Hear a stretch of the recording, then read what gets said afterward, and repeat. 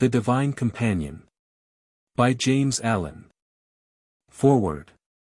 It cannot be said of this book that James Allen wrote it at any particular time or in any one year. For he was engaged in it over many years, and those who have eyes to see and hearts to understand will find in its pages the spiritual history of his life. It was his own wish that the Divine Companion should be the last MS of his to be published.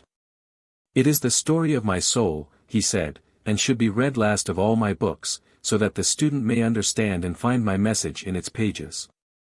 Therefore hold it back until you have published everything else. There remain now only his dramatic works and a few poems to be included in the next edition of Poems of Peace.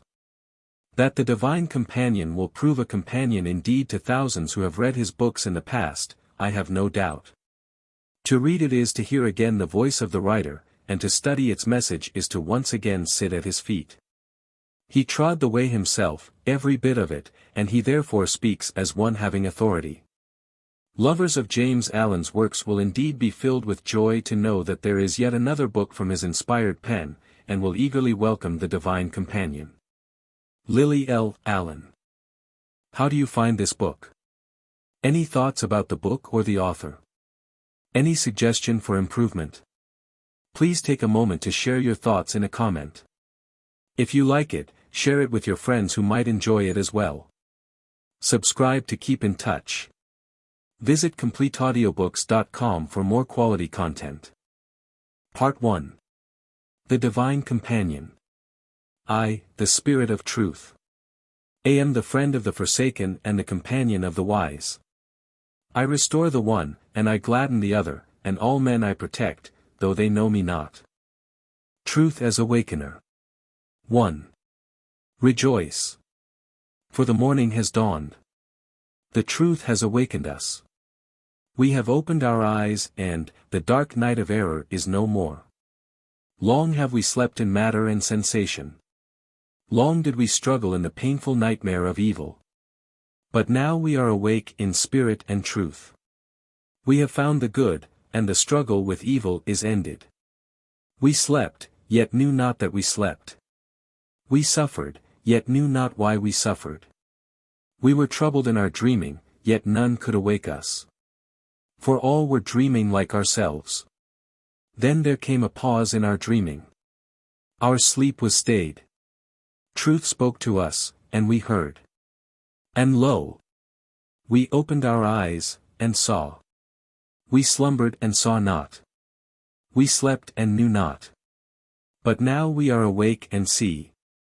Yeah, we know we are awake because we have seen holiness, and we love sin no more.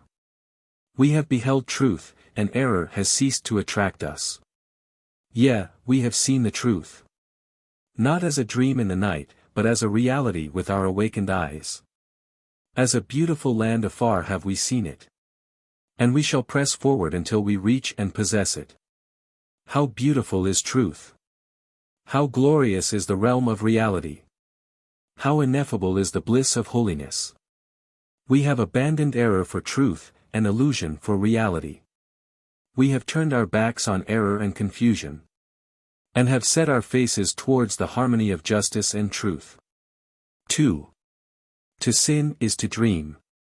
And to love sin is to love darkness. The awakened do not prefer dreaming to intelligent action. They do not choose darkness rather than light. They who love darkness are involved in the darkness. They have not yet seen the light. He who has seen the light does not choose to walk in darkness. To see the truth is to love it, and in comparison error has no beauty. The dreamer is now in pleasure, now in pain. This hour in confidence, the next in fear. He is without stability and has no abiding refuge. When the monsters of remorse and retribution pursue him, whither can he fly? There is no place of safety unless he awake. Let the dreamer struggle with his dream. Let him strive to realize the illusory nature of all self-seeking desire. And lo! He will open his spiritual eyes upon the world of light and truth. He will awake, and will see all things in their right relations and true proportions. He will be happy, sane, and peaceful seeing things as they are. Truth is the light of universe, the day of the mind. In it there is no error, no anguish, and no fear. He who has awakened into the light of day is no more burdened with the troubles of his dreams. They are remembered as dreams only, as illusions that are dispelled.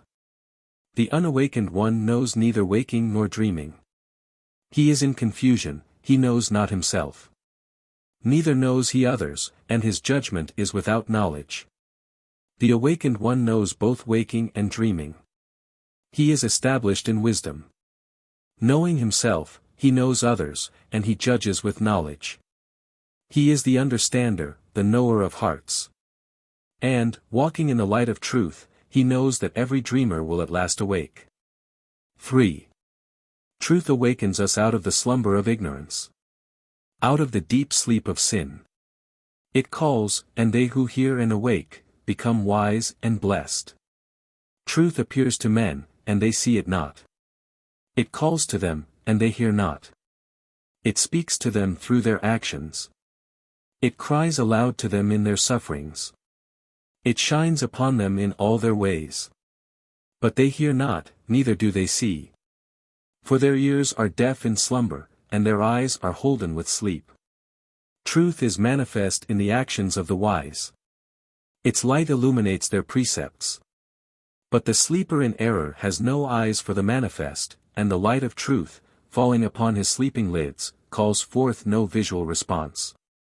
Where there is no understanding, the repetition of precepts is vain. Right comprehension is needed.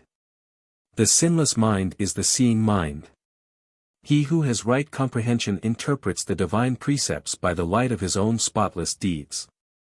He does not repeat in error, but understands by the Spirit of truth. And this is the Spirit of truth. To be free from sin, to abide in good deeds, and to live in peace with all. They that do evil, know not the truth. The truth is in them that do good. The deeds of truth shine like the stars at night, dispelling darkness. Truth reveals the everlasting good. It turns night to day, and changes the appearance of all things, so that sin and sorrow are not, and evil is no more. 4. We are awake, and see. And we know we are awake because we see good. And we know we are of the spirit of good because our lusts have departed from us. And the bondage of hatred is broken. We are wedded to purity. We have put on the raiment of righteousness. And we serve the spirit of love. Therefore are we awake. Therefore we know that truth has roused us from the sleep of evil. We are free and happy because we walk in the light. And we see all things clearly in that light. And we know the way we walk and whither we go. But when our lusts affrighted us and hatred enchained us. When darkness enfolded us, and the dream of evil held us. Then were we bound and miserable. We saw only our fitful dreams. We knew not the way we walked, nor whither we went. He that hates men as evil is in sin, and he that is in sin is unawakened. The awakened one is the lover of all men, and there is no hatred in him. And this is the sign that he has awakened in the truth. That he loves them that hate him. Truth ends the dream of evil. It dispels the illusions of hatred. It liberates the sleeper from darkness and dreams. Awake, ye that sleep in error. Rouse yourselves, ye that dream in sin. The splendor of a higher life is round about you, even the life of good. Open your eyes, and see. Be alert, and listen that ye may hear the call of truth, even the voice of the great Awakener. Truth as Consoler. 1. The knowledge of truth is an abiding consolation. When all else fails, the truth does not fail. When a heart is desolate and the world affords no shelter, truth provides a peaceful refuge and a quiet rest. The cares of life are many, and its path is beset with difficulties. But truth is greater than care, and is superior to all difficulties. Truth lightens our burdens, it lights up our pathway with the radiance of joy. Loved ones pass away, friends fail, and possessions disappear. Where then is the voice of comfort? Where is the whisper of consolation? Truth is the comforter of the comfortless, and the consoler of them that are deserted. Truth does not pass away, nor fail, nor disappear. Truth bestows the consolation of abiding peace. Troubles come to all. Even the wise cannot escape them.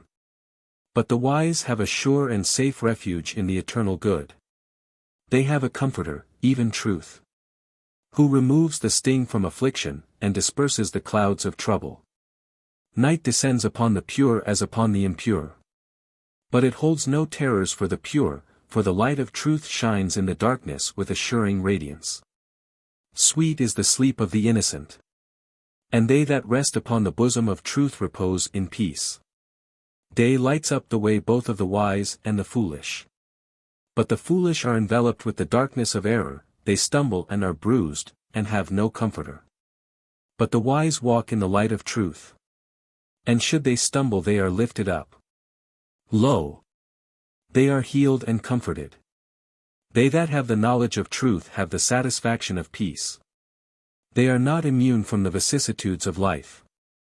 They are not released from the cares and responsibilities of worldly duties, they are not unassailed by external foes. But they are restful at heart. Their minds abide in the great calm. 2. The worldly minded have no comforter. But if they forsake the world, and fly to truth, they will receive the sweet gift of consolation. The world is the place of pleasure and pain. The truth is the abode of joy and peace.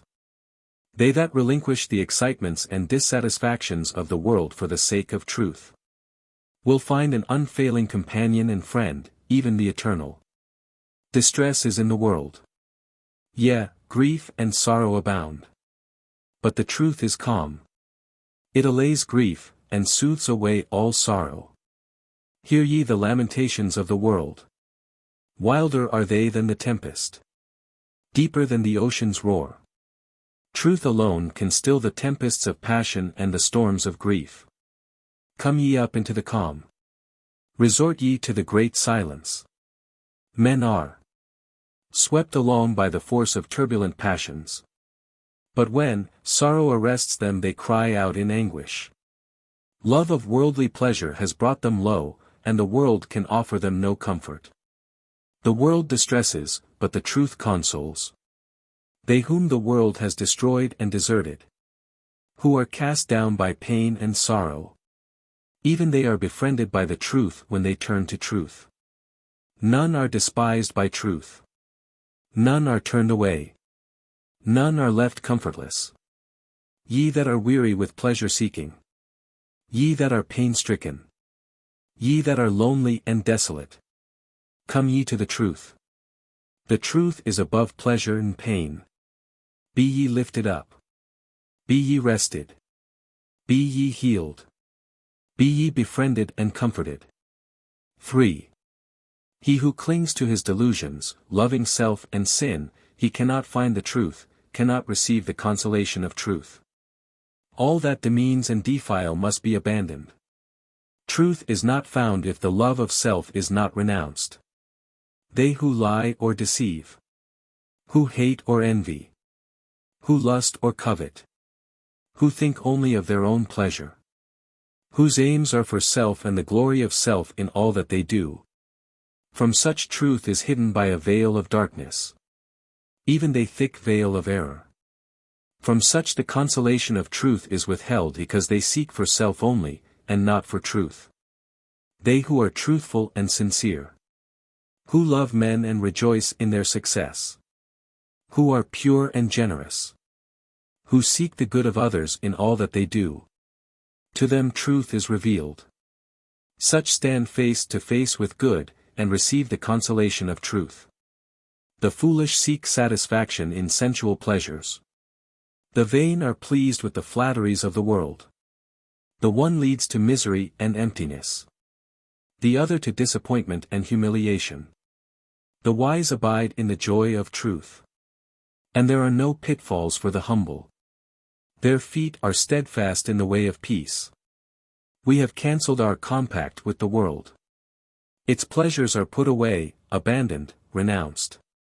We perform the necessary uses of the world, but we no longer rest upon its forms. No more seek satisfaction in its thirsty desires. Our hearts are set upon the good of all. Thus have we found the abiding sweetness of religion.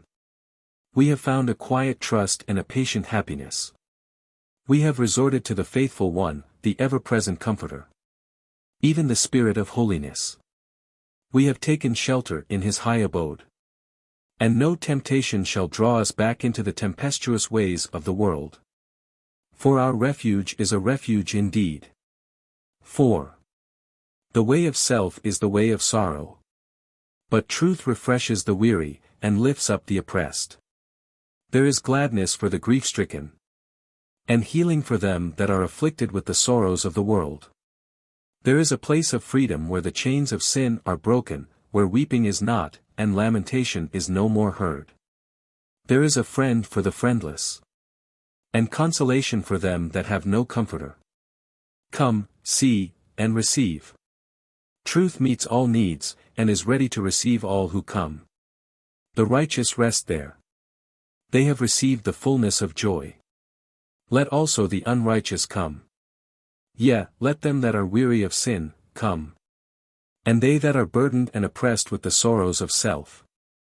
Let them enter and be glad. There is a home for the homeless, and a country for the exiled.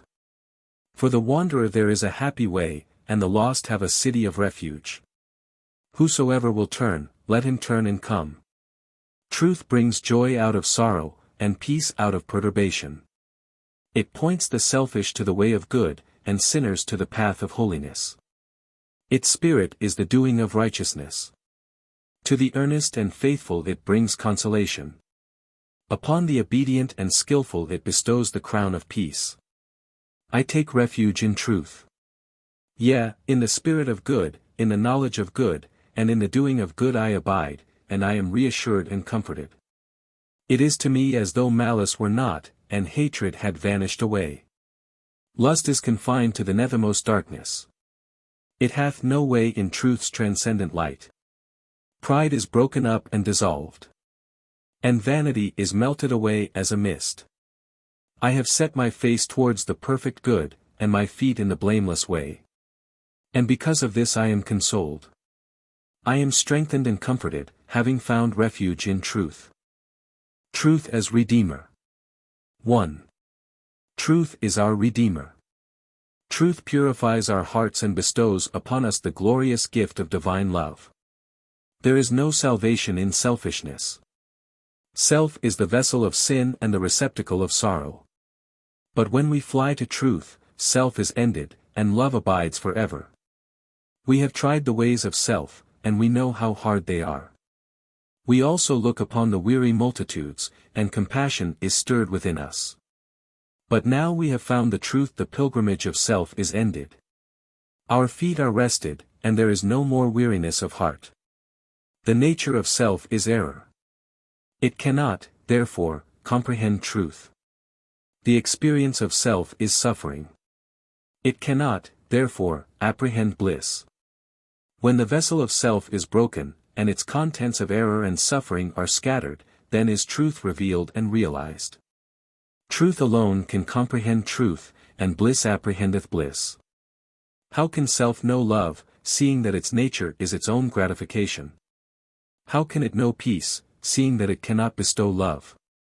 How can it enter into salvation, seeing that it dreads the loss of its perishable lusts and empty pleasures?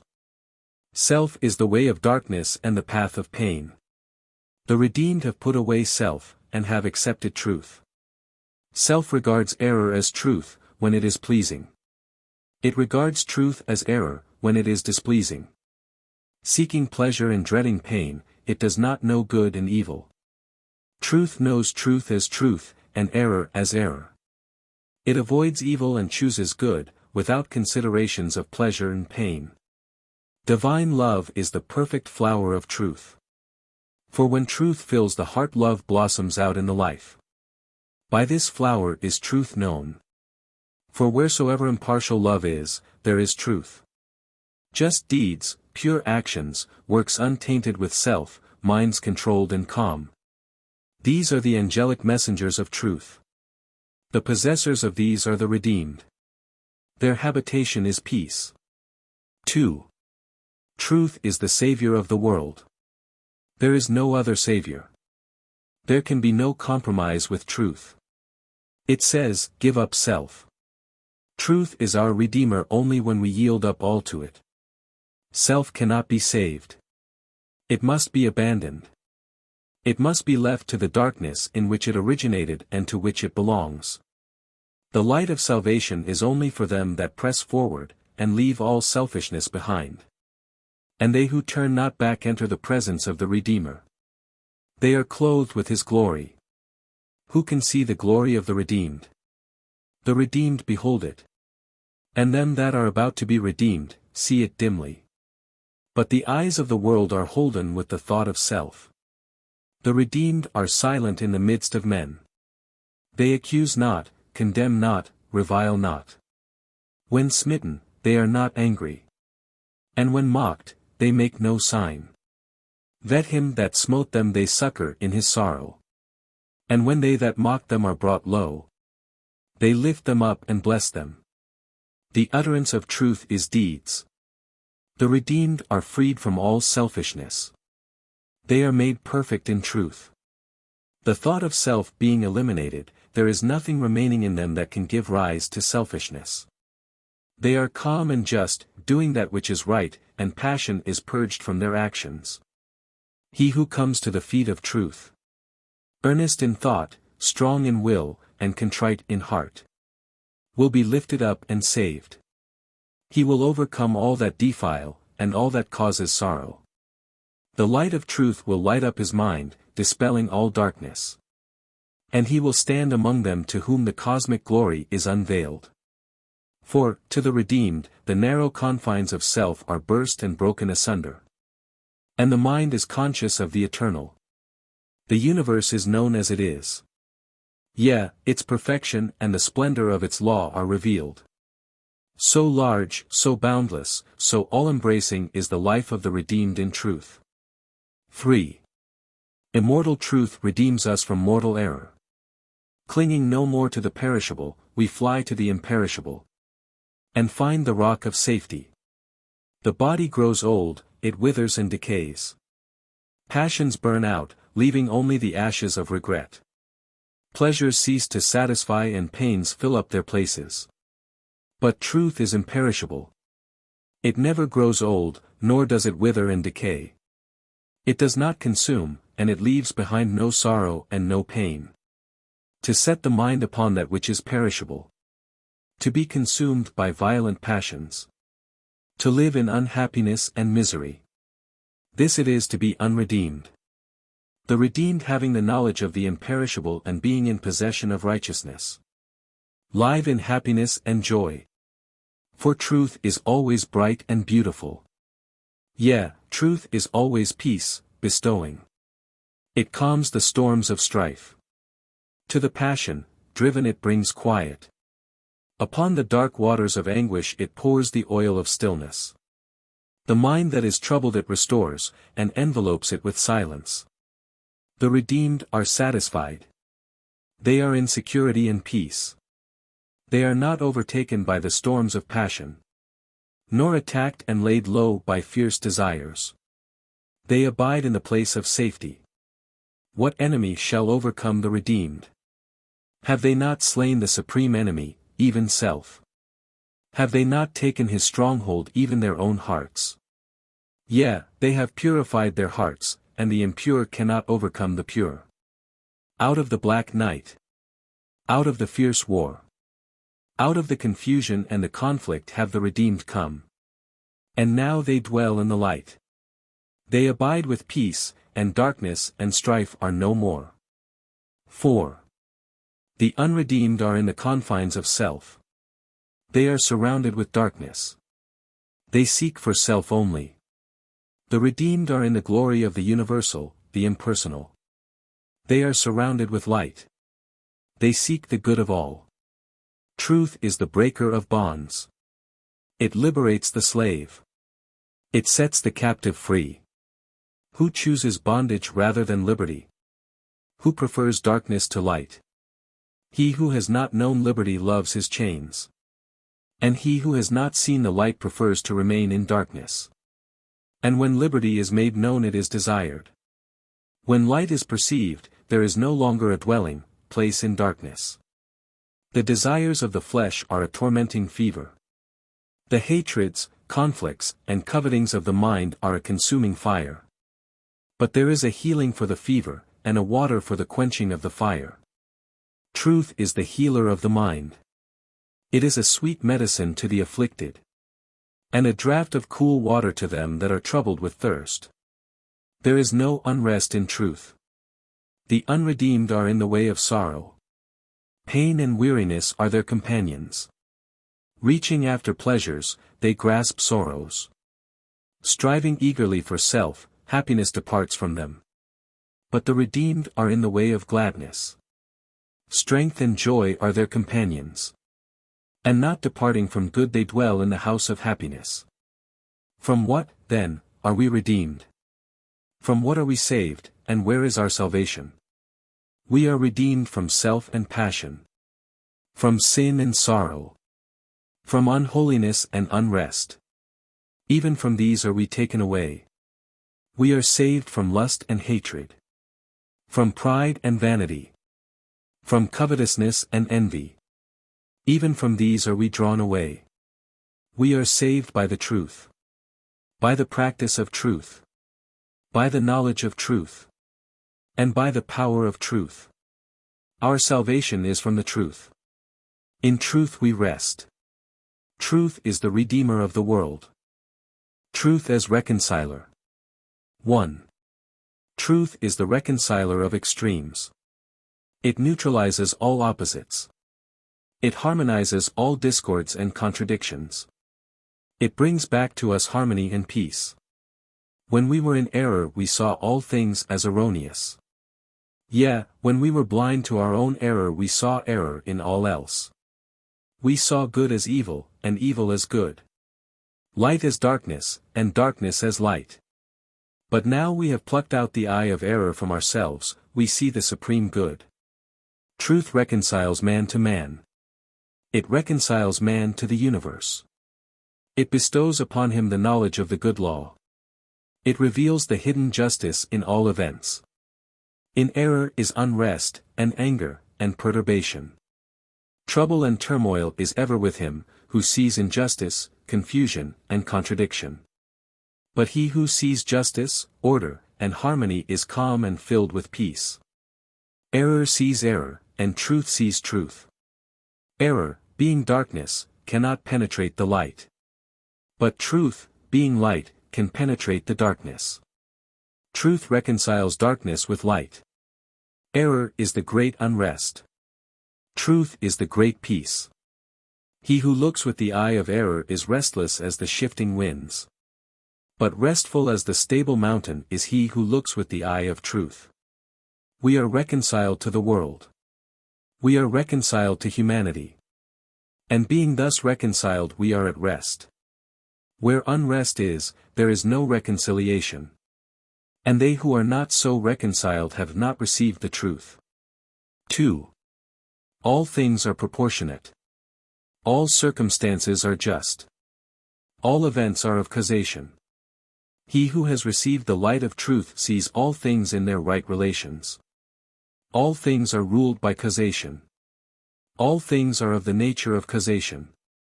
There is nothing which is not contained in cause and effect. Cause and effect are one. The divine law is one. Out of chaos into cosmos have we come. Out of confusion into harmony. Out of bewilderment into peace perpetual.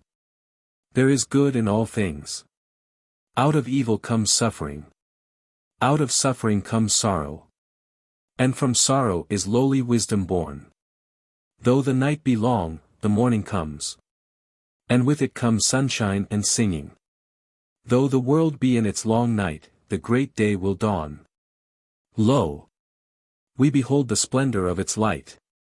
There are no more any enemies. All are our own, our beloved. Both them that bless and them that curse all are friendly to us. The inward enemy being overcome, all outward foes have vanished away. There is no more enmity. Men and things are in their right places. There is no more strife.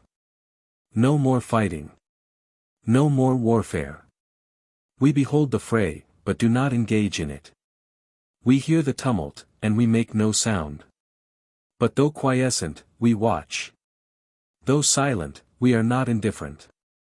Perceiving the divine order, we are reconciled to all things. And being so reconciled, we are in perfect peace. 3. Wherefore should we mourn and be sorrowful? The very ground of lamentation is dissolved. The foundation of sorrow is cut away. And as for sin and evil they were, but are not. The sphere of controversy is broken. About what should we contend? The world of division is annulled. What have we to defend? Can truth fail, that we should argue, that we should be anxious and concerned because truth endures forever? Our peace can never fail. The seed fails in its appointed place. The flower appears, and also the fruit in its season. Day warms, and night cools, light is shed, and rain falls. Snow covers, and frost binds. Are these things opposed? Are they enemies? They work together as one. Who, then, shall stir us up to wrath? Who shall draw us into the lists of contention? With them that agree with us we are at peace. And with that oppose us we are also at peace. Friends are not near, nor enemies far. Praise and blame are not asunder. Truth draws all things together. It resolves all opposites into one. Yea, forces that seem divided are now united. Things that seem to contend are now in agreement. And events that seemed adverse are now friendly. How foolish we were in our fear! How blind in our bigotry! How hateful in our heart! We were as the beasts that rage and kill. Or as the blind beetle that dashes on to its death. All things are in unison. And fear, and blindness, and hatred are no more. Having departed from the lesser, the greater is revealed. Having renounced the part, the whole is received. Having abandoned the imperfect, what remains but the perfect? 4. Truly all things are reconciled, and peace awaits.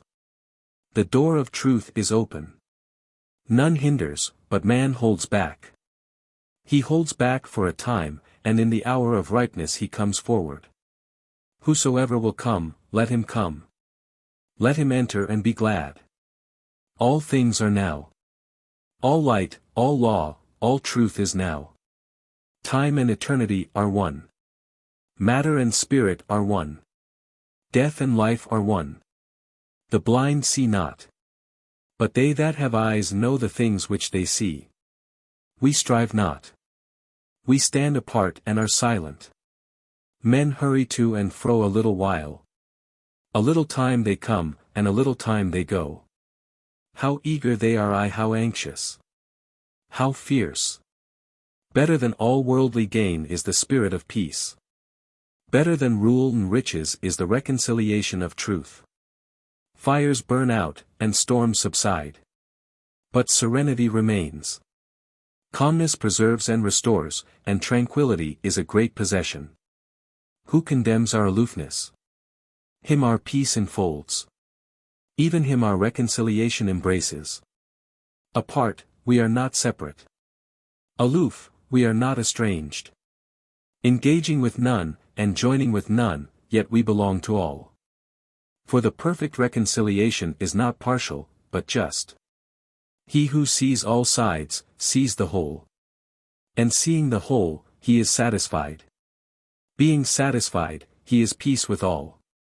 Seers of the great glory. Hearers of the heavenly harmony. Knowers of the perfect law. Great is your gladness. Wondrous is your wisdom. Deep is your peace. More powerful is one day of your silence than 1,000 years of noise. All parties, all sides, all religions are reconciled. Love supports all, sustains all, nourishes all. The great reconciler is come. He is here, and we have found him. We sought him, and he turned not away. And because of this, we have received the world. And peace does not depart from us. Truth as protector. 1. Good deeds are truth. Our good deeds remain with us, they save and protect us. Evil deeds are error. Our evil deeds follow us, they overthrow us in the hour of temptation. The evildoer is not protected from sorrow. But the good doer is shielded from all harm. The fool says unto his evil deed, Remain thou hidden, be thou unexposed. But his evil is already published, and his sorrow is sure. If we are in evil, what shall protect us? What keep us from misery and confusion? Nor man nor woman, nor wealth nor power, nor heaven nor earth shall keep us from confusion. From the results of evil there is no escape. No refuge and no protection. If we are in good, what shall overthrow us? What bring us to misery and confusion? Nor man nor woman, nor poverty or sickness, nor heaven nor earth shall bring us to confusion. The effects of good appear, though the cause be forgotten. And its refuge and protection is at hand. What can amulets and charms avail? What can the muttering of set prayers avail? What can the observance of formal rites avail? They cannot avail, they are empty. They are without efficacy, and are void of protection. Righteousness avails. The doing of good deeds avails. A pure heart and a blameless life avail. They are filled with joy and peace. Truth is a happy retreat and an eternal protection. In truth there is no more doubt and uncertainty. There is safety and security. There is a straight way and a quiet rest. 2. The righteous know the protection of truth. Their minds are free, and they are happy-hearted. Empty excuses and vain quibbles they harbor not. They scheme not how to protect themselves. Their deeds are invincible defenders. Their lives bear witness, and they are not ashamed. The unrighteous are overtaken with shame and confusion. They try to hide, but cannot. They have no place of concealment. Their deeds accuse them, and they have no protection. How happy are the righteous! They are relieved from all anxiety. Walking with truth, they walk in perfect freedom. How fearless are the righteous! They have no dark forebodings. They dread no evil. When evil threatens they are calm and unafraid. Truth shields from the afflictions of the mind. It fortifies against misery. It destroys self, delusion and sorrow. The light of truth reveals error and the cause of error. It also reveals the effects of error. It frees the mind from all subjection to evil. He that is established in truth is established in safety. Truth cannot proceed from error, nor error from truth. Good cannot be the effect of evil, nor evil the effect of good. This is little understood. But the righteous understand, and, understanding, they are glad. They rejoice in the law of truth. The understanding mind is not misled by appearances. It rejoices in good against all appearances. When events press, it does not think, the good has failed. When outward things fail, it does not say, righteousness has not supported me.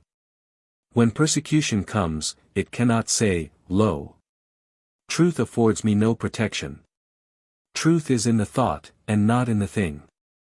It resides in the hearts, and not in the outward habit. It destroys the inward enemies, and the outward reverses have no more power. Their sting is gone, their evil is dispersed. The peace of the perfect ones can never be destroyed. 3. The pure in heart are protected from within. The perfect indeed are guarded by good. They are upheld by the good law. By the knowledge of truth they are lifted up. They stand and do not fall. Truth cannot be overtaken by error. It cannot be overturned by man. Error passes away but the truth remains. Men fall, but the truth remains. Truth cannot change. It is eternal and indestructible. Herein is the salvation of the wise. Herein is the protection of the pure. Herein is the joy of the perfect. That, being one with truth, they have come to peace eternal. He who is one with truth, reflects truth. He is steadfast, fearless, serene. He changes not, but is always true. When tried, he does not falter. When assailed, he does not fall. Permanent in purity and peace, he is established in gentleness and strength. Who mourns for sin? Who gropes for deliverance? Who searches for the permanent? Let him make himself pure. Let him come to truth. Let him find peace in the practice of good. Things are impermanent. They have no abiding protection. Truth is permanent. Its protection abides through all changes. Ill deeds are exposed in torment and confusion. Good deeds are established in bliss and wisdom. Truth is a friend that does not disappoint. A protector that never fails. The world fails. It fades and passes like a dream. Truth stands. It becomes more distinct and real. They who have found truth are satisfied. Protected by truth, they have found a protector indeed. The patient are protected from impatience. The pure are protected from impurity. The humble are protected from pride. The loving are protected from hatred. Greed flees from the presence of the open-handed. Into the habitations of the peaceful strife cannot come. And folly walks not where tread the footsteps of the wise. Truth is its own security. It protects without premeditation. It dispenses with disguises, and shields by its own inherent reality. Its light disposes of all darkness. It exposes the false and reveals the true. Error falls before truth. Its shield is shattered, its sword broken. Yea, it is laid low, and cannot rise. It is helpless and has nor champion nor defender. Truth does not fall before error. The powerless cannot overcome the powerful. The lesser cannot subdue the greater. The slave does not command the master. All things are subject to truth. Truth is a shield to the righteous. A shelter to the pure. A light upon the pathway of the just. Truth is supreme. Truth is invincible. Truth is triumphant forever and ever. Part 2. The Divine Dialogue. I, the Master, dwell in the hearts of all men, but all men do not consciously dwell with me. He that abides with me in all his thoughts and deeds, has reached the divine consummation. Salutation. Rejoice, all ye who seek truth. Be glad and not sorrowful, all ye who love truth. For your sorrows shall pass away as the mists of the morning. Your doubts shall be as the darkness that is not. And as a dream of the night shall your afflictions be. The disciple cried, and lo! The Master heard. The disciple was ready, and lo! The Master was at hand. The disciple sought, and behold! The Master revealed. 1. Of seeking and finding. Disciple. Where is knowledge? Where is truth? Where is peace? I am sorrowful, and find no comfort in men. I have gone astray, and find no surety in the teachings of men. Yea, even in myself I find no truth, and no remedy for my doubt and sorrow. I have striven in the pride of my heart. I have contended with men for my opinions. I have mistaken evil for good, and have called ignorance knowledge. And now I am alone, and there is none to hear me. And if I cry, there is none to hear my voice. Master. Nay, I am with thee, and I hear thy voice. Disciple. Who art thou that dost assure me? Master. I am the Spirit of truth. Disciple. O Master. O Spirit of truth. Why didst thou not come to me before? Why didst thou leave me so long desolate?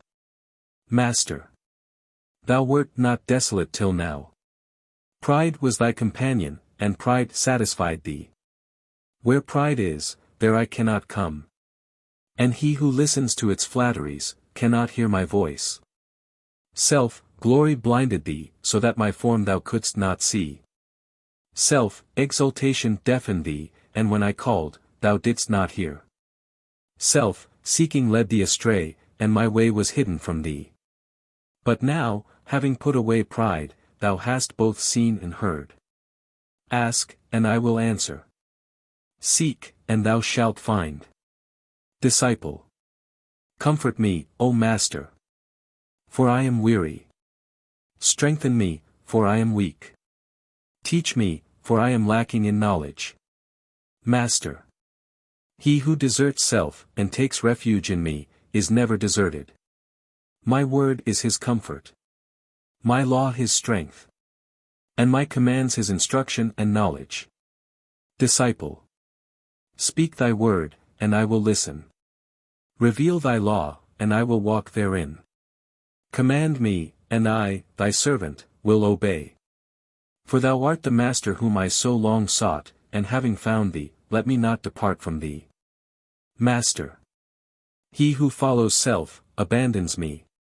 But he who abandons self, lo, he is with me always. Disciple.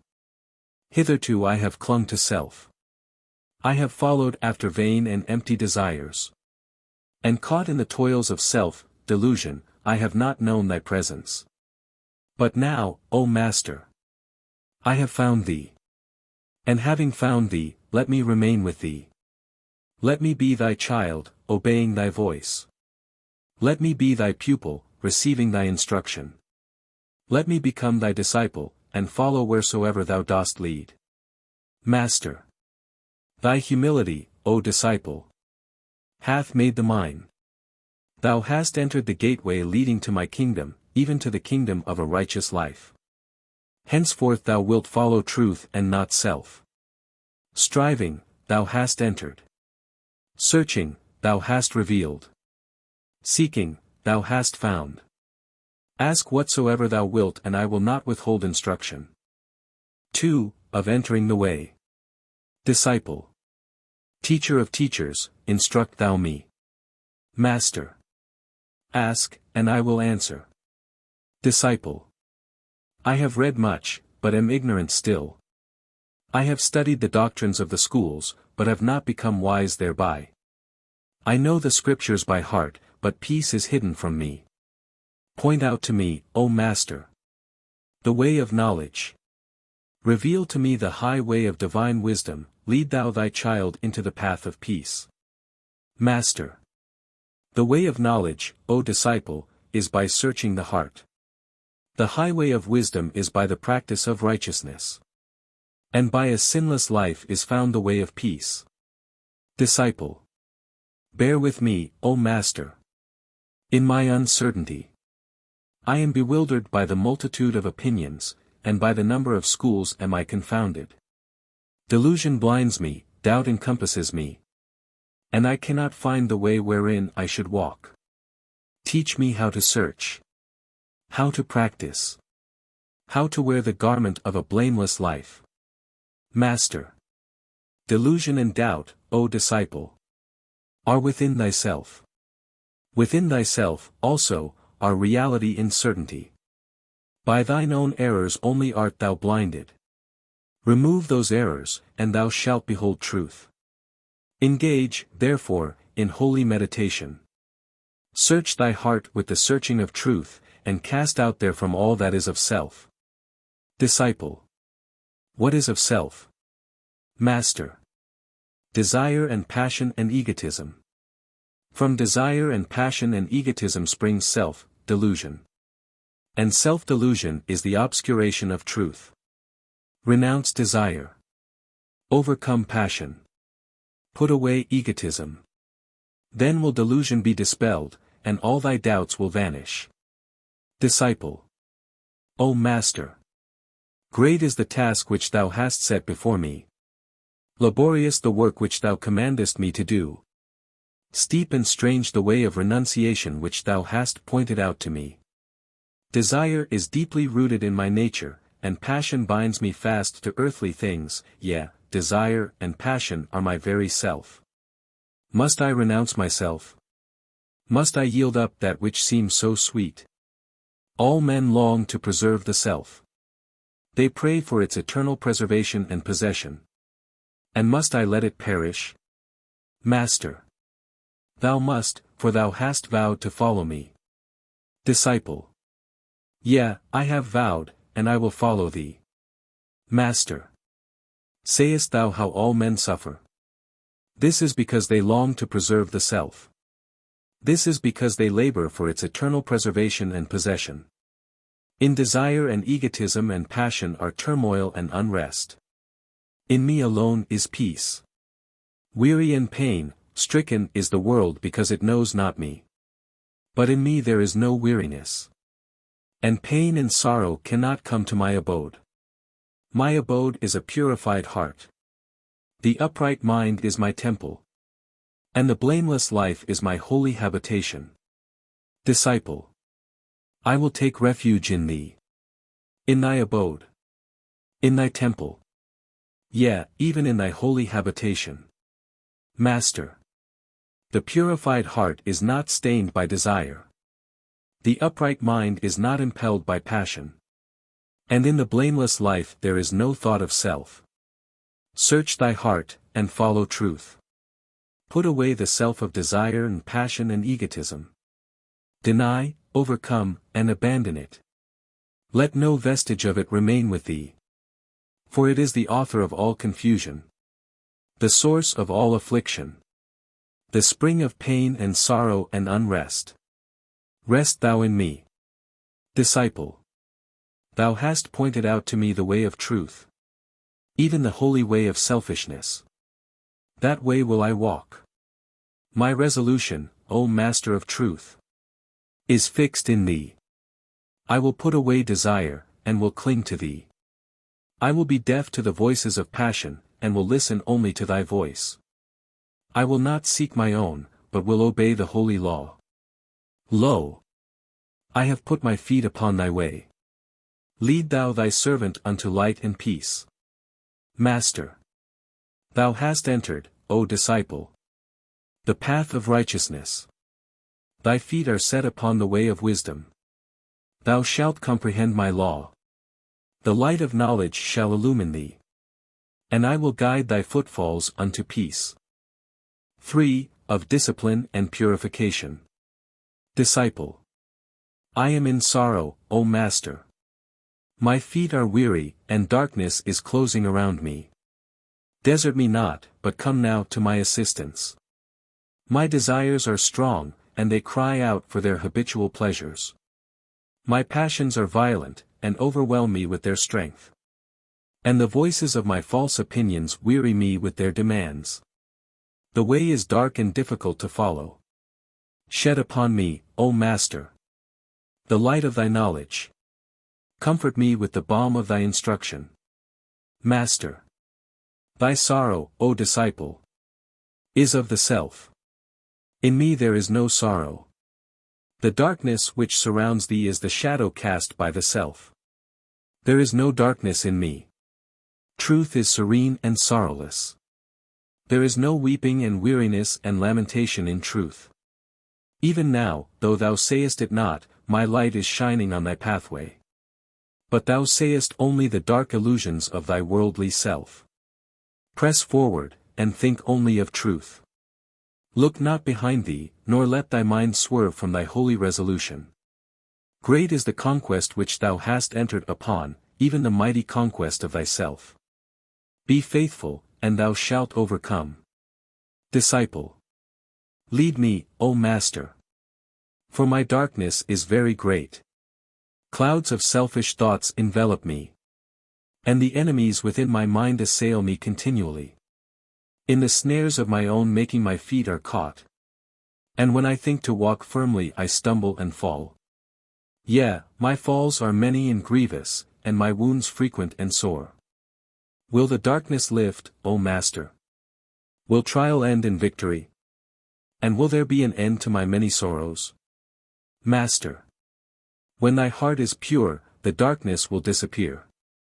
When thy mind is freed from passion, thou wilt reach the end of trial. And when the thought of self-preservation is yielded up, there will be no more cause for sorrow.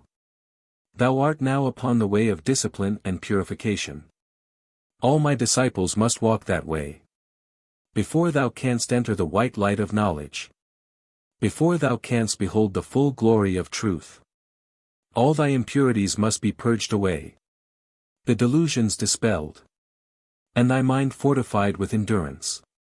Though darkness surroundeth thee. Though temptation assaileth thee on every hand. Though thou art sore distressed, and sayest not before thee. Yet relax not thy faith in truth. Forget not that truth is eternally supreme. Remember that I, the Lord of truth, am watching over thee. Disciple. Great is my faith in truth. And I will not forget, but will remember thee. Master. Walking faithfully the path of discipline and purification, not forsaking and abandoning it. And not longing to enjoy the pleasures which thou hast left behind thee, thou wilt learn those things which are necessary for thee. Thou wilt learn of the nature of sin and the meaning of temptation. Of suffering and sorrow, and their cause and cure. Of the fleeting nature of thyself, and its pleasures. Of the permanence of truth and its abiding peace. Of what are the marks of ignorance, and what constitutes knowledge. Of what makes evil and what is eternally good. Of the painfulness of self and the bliss of truth wilt thou learn, thou wilt also learn of illusion and reality. Be faithful and endure, and I will teach thee all things. Disciple. I will not turn my face from thee, nor will I desert thy holy way. Master. Hear me again, O disciple. Walking faithfully the path of discipline and purification, not abandoning it, but submitting to its austerities, thou wilt acquire the 3 lesser powers of discipleship. Thou wilt also receive the 3 greater powers. And the lesser and the greater powers will render thee invincible. By their aid thou wilt subdue all sin. Thou wilt overcome to the uttermost. Thou wilt achieve the supreme conquest. Disciple. What are the lesser and the greater powers? Master. Self-control, self-reliance, and watchfulness. These are the 3 lesser powers. Steadfastness, patience, and gentleness. These are the 3 greater powers. When thy mind is well controlled, and in thy keeping. When thou reliest upon no external help, but upon truth alone, and when thou art ceaselessly watchful over thy thoughts and actions, then will the 3 lesser powers be thine. And with these powers thou wilt dispel the great darkness, thou wilt approach the supreme light. Approaching the supreme light, thou wilt become steadfastly fixed in truth. Thou wilt become patient with an infinite patience, and gentle with a gentleness which nothing can change or mar. Then will the 3 greater powers be thine. Then wilt thou come to the end of the path of discipline, and wilt ascend unto the higher path of knowledge. Walking the path of knowledge, thy sorrow will cease. Thy darkness will pass away forever, and joy and light will wait upon thy footsteps. Disciple. I am reassured, O Master. And am strong to proceed. I am obedient to thee, and will submit to thy discipline. For thou hast comforted me with the word of knowledge. Thou hast strengthened me with the exhortation of truth. Thou hast instructed me with the instruction of enlightenment. Master. Blessed is he who obeys the truth. He shall not remain comfortless, but shall receive the benediction of peace. 4. Of Renunciation. Disciple. Teacher divine. Thy light is breaking in upon my mind. I now know the cause of my sorrow and suffering. I apprehend the sorrows of mankind. For my sufferings are the sufferings of the world. I see that sorrow and suffering are rooted in self. That evil and woe are in the desires of self. And that all the desires of self must be relinquished. Guide me, O Master, into the way of self-sacrifice. Teach me how to abolish self from the mind. Reveal to me the truth about renunciation. Master. Renunciation, O disciple, is twofold. There is renunciation in the letter. There is also renunciation in the spirit. The renunciation of outward things and particular acts only. This is the false renunciation in the letter. The renunciation of inward desires and defilements. This is the true renunciation in the Spirit. Beware, O learner, of the renunciation which is false. Perform thou the renunciation which is true. Disciple. Instruct me further in the renunciation which is according to truth, then I will embrace and perform it. So shall I avoid the renunciation which is erroneous and misleading. Master. Seek no gratification in the things which thou doest. Look not for reward in the things wherein thou strivest. Do all thy duties meekly, putting away desire. This is the true renunciation. Do not think of gain or loss to thyself. Think not to obtain pleasure and avoid pain in thy acts. Do all things faithfully that are necessary to be done. This also is the true renunciation. Sever not thyself from the world. But relinquish all love for the world and its pleasures. Do thy work in the world without thought of personal ends. This, again, is the true renunciation.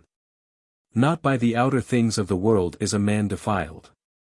He is defiled by the low desires of his heart. To renounce the world, and not to relinquish to clinging to self. This is the false renunciation. Not from riches or poverty. Not from wife or children. Not from power and servitude. Not from these things do afflictions spring. From indolence and self-indulgence. From lust and covetousness. From hatred and pride. From these things only do afflictions spring. Renounce the evil within, and the things of the world will not defile thee. Put away all thought of self, and whatsoever thou doest it will bring to thee no suffering. In all thy duties forsake the thought of self, and sorrow will never overtake thee. He who quitteth a duty that is irksome, seeking happiness thereby. He who fleeth from the scene of temptation, seeking strength thereby. He who abandoneth his obligations, seeking bliss thereby. Such a man, O disciple, falsely renounces. He is deluded, and will not attain to purity of heart. As a brave soldier, when death is inevitable, does not desert his post, thinking of duty only, and not of self-preservation. So he who renounces truly, remains in his place in the world, performing all his duties steadfastly, not thinking of self. Renounce self, O disciple. Renounce all the tendencies of self. Renounce all the passions and prejudices of self. Renounce all the errors and egotism of self. Such is the true renunciation. Such is the sacrifice which leads to enlightenment and peace. Disciple. What, O Master, are the tendencies of the self? Master. Lust and self-indulgence. Self-seeking and avarice. Hatred and anger. Vanity and pride. Doubt and fear. These are the tendencies of self. These are the things that must be renounced. Disciple. And these things, O Spirit Immaculate, I will renounce. I will obliterate them from my mind. I will abolish them from my inmost heart. For now I see how they lead men into ways of blindness. That they make snares of suffering for the feet of men. That they dig deep pits of sorrow for men to fall therein. I rejoice, O Divine One, in that which thou hast revealed to me. For thou hast opened unto me the highway of holiness. Thou hast pointed out to me the straight path of peace. Thou hast shown me how to walk the sure way of wisdom. Thee will I follow, lead me to thy law. Master. Blessed is he who follows where I lead. He shall ascend unto high and heavenly places. He shall behold with the vision that is faultless. He shall see with the eye of truth which comprehendeth all things. 5. Of purity of heart. Disciple. While I am undergoing thy discipline and purification, while walking the holy way of renunciation, let me behold the beauty of thy purity. Reveal to me the purity which is divine. For I would know the highest, even truth. I would gaze upon thy face, O Master. I would behold thy glory. I would see thee as thou art. Master. He who rightly renounces. Who humbly purges his heart of self. Who diligently searches for truth, not for selfish pleasures. He, my lonely one, shall find my purity. He, my faithful one, shall surely see my face. He, my chosen one, shall come to me at last. Disciple. Thou art my refuge and my dwelling place. My eyes, I know, will rest on thee at last. My heart at last will stay itself on thee. Show me the highest and holiest way. Even the stainless way of purity. Master. Thou art ready to be washed free from thy defilements. As a vessel thou art ready to be cleansed. And when thou art cleansed thou shalt be filled with the pure water of truth. By these four things is the heart defiled. The craving for pleasures. The clinging to temporal things. The love of self. The lust for personal continuance.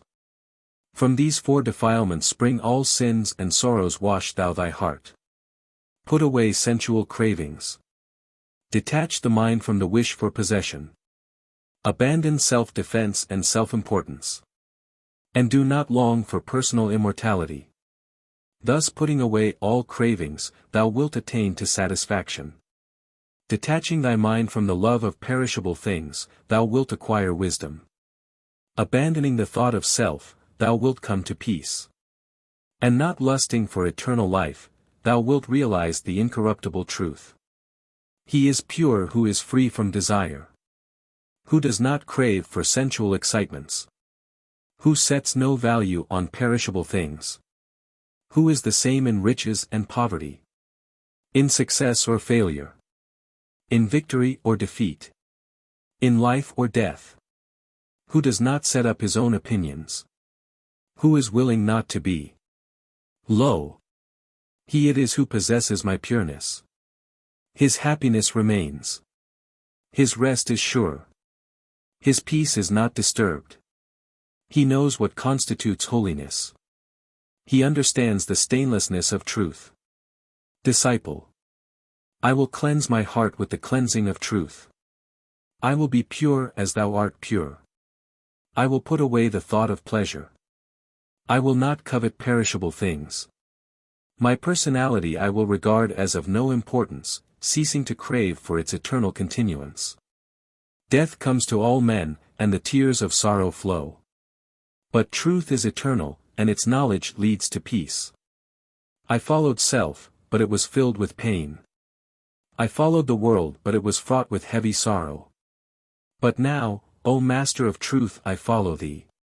And thou art leading me to bliss unspeakable. Thou directest my steps into the way of purity and peace. Master. Be strenuous in effort.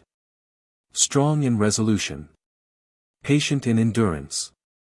So wilt thou overcome all sin. Thou wilt become divinely pure. Sorrow and pain thou wilt altogether subdue. And thou wilt acquire joy and strength and equanimity. 6. Of righteousness. Master. Stand up, Son of Light, and put on the garment of righteousness. Rejoice. And enter the glad way of holiness. Open thine eyes, and behold the glory of truth. For thou hast been faithful and obedient. Thou hast been patient and enduring. Thou hast conquered and overcome. The great enemy, even self, thou hast slain. The great darkness, even the darkness of ignorance, thou hast dispersed. The great veil, even the veil of illusion, thou hast torn asunder. Henceforth thou shalt walk in the way of knowledge. Thou shalt dwell with peace. Thou shalt bask in the light of immortality. Rise up, Son of Truth. In my divine dignity. Put on the shining life of righteousness. For thou art no longer self, thou art truth. Thy deeds will be according to the eternal. And thou wilt be a beacon to mankind. Disciple. Now, O Master. I see thee as thou art. I see thy ineffable beauty and glory. How can darkness dwell where thou art? How can sin and sorrow approach thee? I am dazzled by the power of thy majesty. Thou art truth. Thou art the eternal. And he who knoweth thee, liveth in thy light. He doeth the deeds of light and not of darkness. Point out to me now, O Master, the righteous way. Reveal unto me the jewels of the perfect life. Instruct me in the doing which is according to the eternal, so that I may be watchful, and fail not. Master. Unrighteous is he whose acts are born of self. Righteous is he whose acts are born of truth. The unrighteous man is swayed by his feelings. Likes and dislikes are his masters. Prejudices and partialities blind him. Desiring and suffering. Craving and sorrowing. Self-control he knows not, and great is his unrest. The righteous man is master of his moods. Likes and dislikes he has abandoned as childish things. Prejudice and partiality he has put away. Desiring nothing, he does not suffer. Not craving enjoyment, sorrow does not overtake him. Perfect in self-control, great peace abides with him. Do not condemn, resent or retaliate. Do not argue, or become a partisan. Maintain thy calmness with all sides. Be just, and speak truth. Act in gentleness, compassion, and charity. Be infinitely patient. Hold fast to love, and let it shape thy doing. Have goodwill to all, without distinction. Think equally of all, and be disturbed by none. Be thoughtful and wise, strong and kind-hearted. Be watchful, that no thought of self again creep in and stain thee. Think of thyself as abolished, dispersed. In all thy doing think of the good of others and of the world. And not of pleasure or reward to thyself. Thou art no longer separate and divided from men. Thou art one with all. No longer strive against others for thyself. But sympathize with all. Regard no man as thine enemy. Thou art the friend of all men. Be at peace with all. Pour out compassion on all living things. Let boundless charity adorn thy words and deeds. Such is the glad way of truth. Such is the doing which is according to the eternal. Filled with joy is the right doer. He acts from principles which do not change and pass away. Abandoning personality, he has become a power. He is one with the eternal, and has passed beyond unrest. The peace of the righteous man is perfect. It is not disturbed by change and impermanence. Freed from passion, it is equal-minded, calm, and does not sorrow. He sees things as they are, and is no more confused. Disciple. Thou hast clothed me, O Master, with righteousness. The perfect life thou hast revealed to me. Thou hast shown me the holy and the happy way. Self is abolished, and I am thine. My thoughts are thy thoughts. My words are thy words. My deeds are thy deeds. Thou art eternal, and all my doing shall be from thee. Allayed is the fever of life. Dispersed is all the darkness of the mind. Uncertainty and unrest have vanished away. Sin and suffering are ended, and peace abides forever. Master. Thou hast opened thine eyes to the eternal light. Thou art no more self-deceived nor self-afflicted. Enter now, O disciple, the highway of divine knowledge, and receive the bliss of immortality. 7. Of knowledge of the law. Disciple. Show unto me now, O Master, the perfect knowledge. Reveal unto me the working of thy law. Illuminate my mind with the wisdom of enlightenment, Master. The law of life is perfect. Nothing can be added to it or taken from it. It cannot be altered or improved. None can avoid or escape it. Its operations are just. It is eternal, and abides in the midst of change. By it all things are protected, and there is no confusion. The good is preserved in bliss and peace. The evil is purified with punishment and suffering. Knowledge it crowns with calmness, ignorance it scourges with unrest. It works with twofold action. It is eternal causation. It takes note of every thought and deed. Thou hast attained, O disciple, to spiritual vision. Look now upon the world and tell me what thou sayest. Disciple. I see, O Master. The great darkness called ignorance. I see lurking therein the smoldering sparks of desire. I see how those sparks gather strength. They intensify into flaming passions. And over all mankind are heavy clouds of sorrow, and these are for the quenching of passions. Master. Thou hast well seen. Look again, and say what thou beholdest. Disciple. My sight hath pierced the cloudy veil of sorrow. And above all I see the great light called truth. And there is no darkness therein, no desires can enter there. And there are no consuming passions. There is no weeping and no unrest. Master. Thou hast seen, O disciple, the law of life. Thou hast perceived the twofold action of the law. There is ignorance which fosters desire. Desire is the painful hunger to obtain. It is also the feverish clinging to that which is obtained. Thence arises separation from the thing desired, and this is suffering and sorrow. From desire also arises egotism or selfishness. Thus is created an illusory self. And in the delusion of the self is the nightmare of the world's woe. Thus man suffers by the action of the law. He can also escape suffering by the action of the law. When desire is abandoned, the painful hunger of the mind is cured, the burning fever of clinging to things is assuaged, and there is no separation and sorrow, thence arises union with all that is, and this is satisfaction, bliss, and peace. From non-desire also proceed humility and love. The delusion of a permanent and separate individuality is destroyed. The preservation of the self is abandoned. And thus is cut away the ground of hatred, and pride, and selfishness. Then arises holiness. The reality of things is revealed. Truth is perceived, comprehended and known. And this is the knowledge of the law. This is the bliss of immortality. Disciple. Very simple is the law, O truth. Yet who shall comprehend it? Beautiful to behold, yet who can gaze upon it? Faultless in equity, yet who will listen, and receive it? Master. The pure-hearted one receives, beholds, and comprehends. He acts with the action that is not attained by sin. His charity is without limit, it embraces all living things.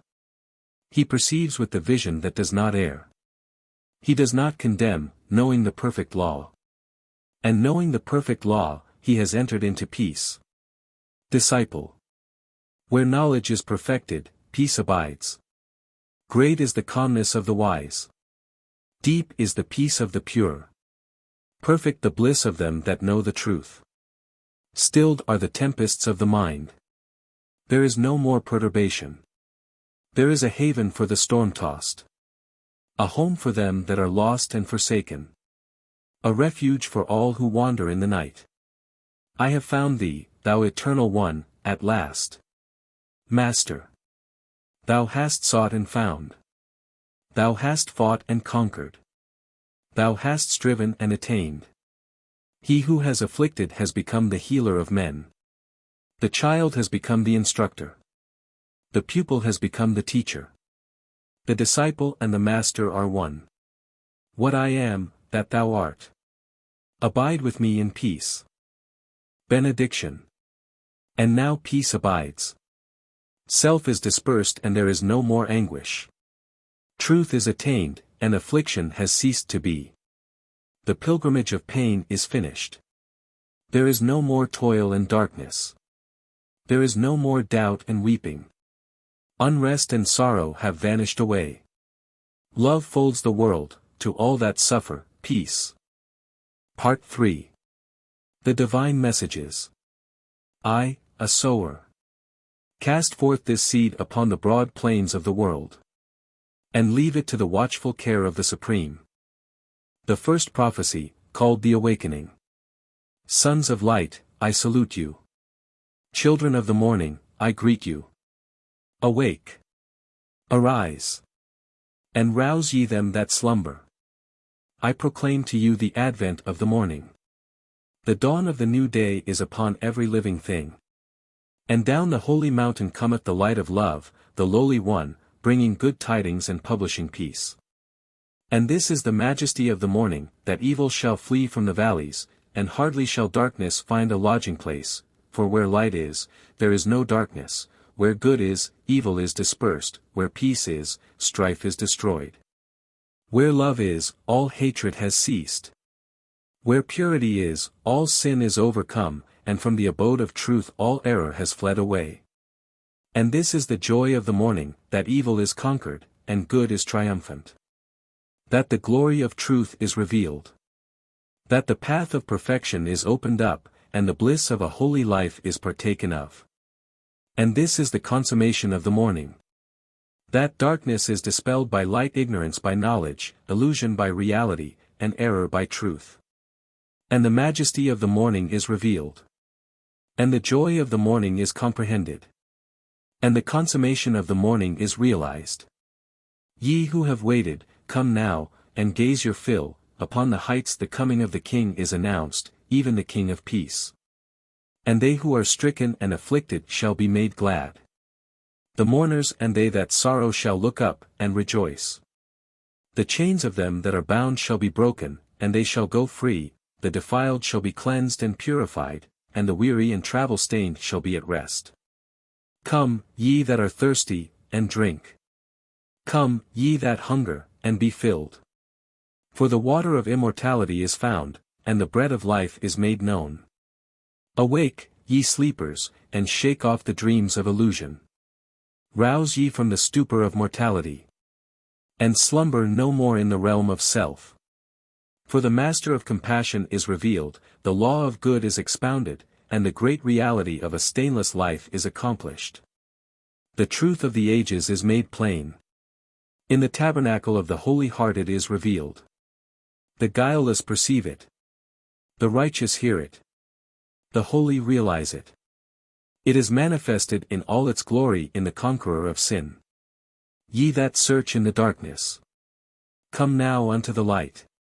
Ye that see the evil and the woe without, come with me, and I will show you its source. Go ye into the secret chambers of your hearts, seek there until ye find. Meditate there until ye awake. He that dreams in self is asleep in truth. The dreamer can neither know himself nor the awakened.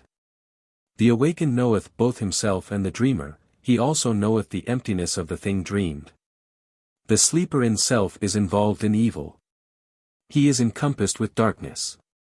He is surrounded with woe, such is the plight of the dreamer, and the source, continuance, and end of evil are hidden from him.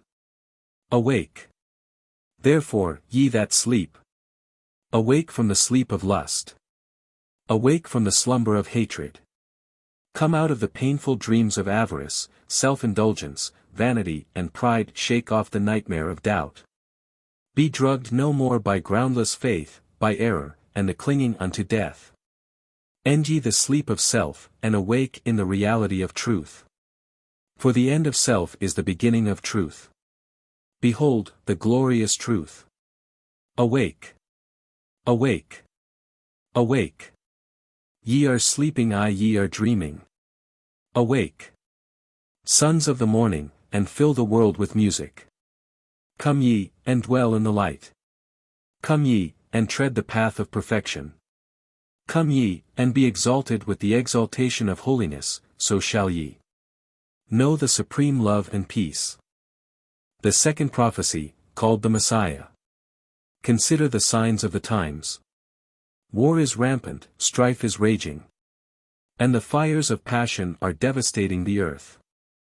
Nation is opposed to nation, creed to creed and system to system. Science has discovered its own weakness, philosophy has confounded philosophy, and a confusion of mental tongues has become universal. Yet in the height of all this confusion, in the midst of the fierce clash of prejudice and passion, one has descended whose name is love, whose mission is peace, and whose end is unity. Walking in the midst is he. But men know him not because of their infirmities. Yet at his touch the blind receive their sight, the deaf hear, and the lame walk. Silently, holily is he working in isolated hearts. Here and there a disciple is called, and he hears and follows. And the disciple knows his master, and the master his disciple. The chosen few have not been deaf to the command, "Follow me," and they have followed with sure and certain steps. They have gazed upon the face of the Serene One. They have sat at the feet of the Perfect One. They have accepted the instruction of the Holy One, and peace abides with them. They walk amongst men, and are not discerned. They have relinquished all strife in their inmost hearts, hating none, condemning none. They have entered the gate of forgiveness. Goodwill is the breath of their nostrils. And boundless charity is the master of their thoughts. They have ceased from vain longings, they have chased away all fluctuating desires.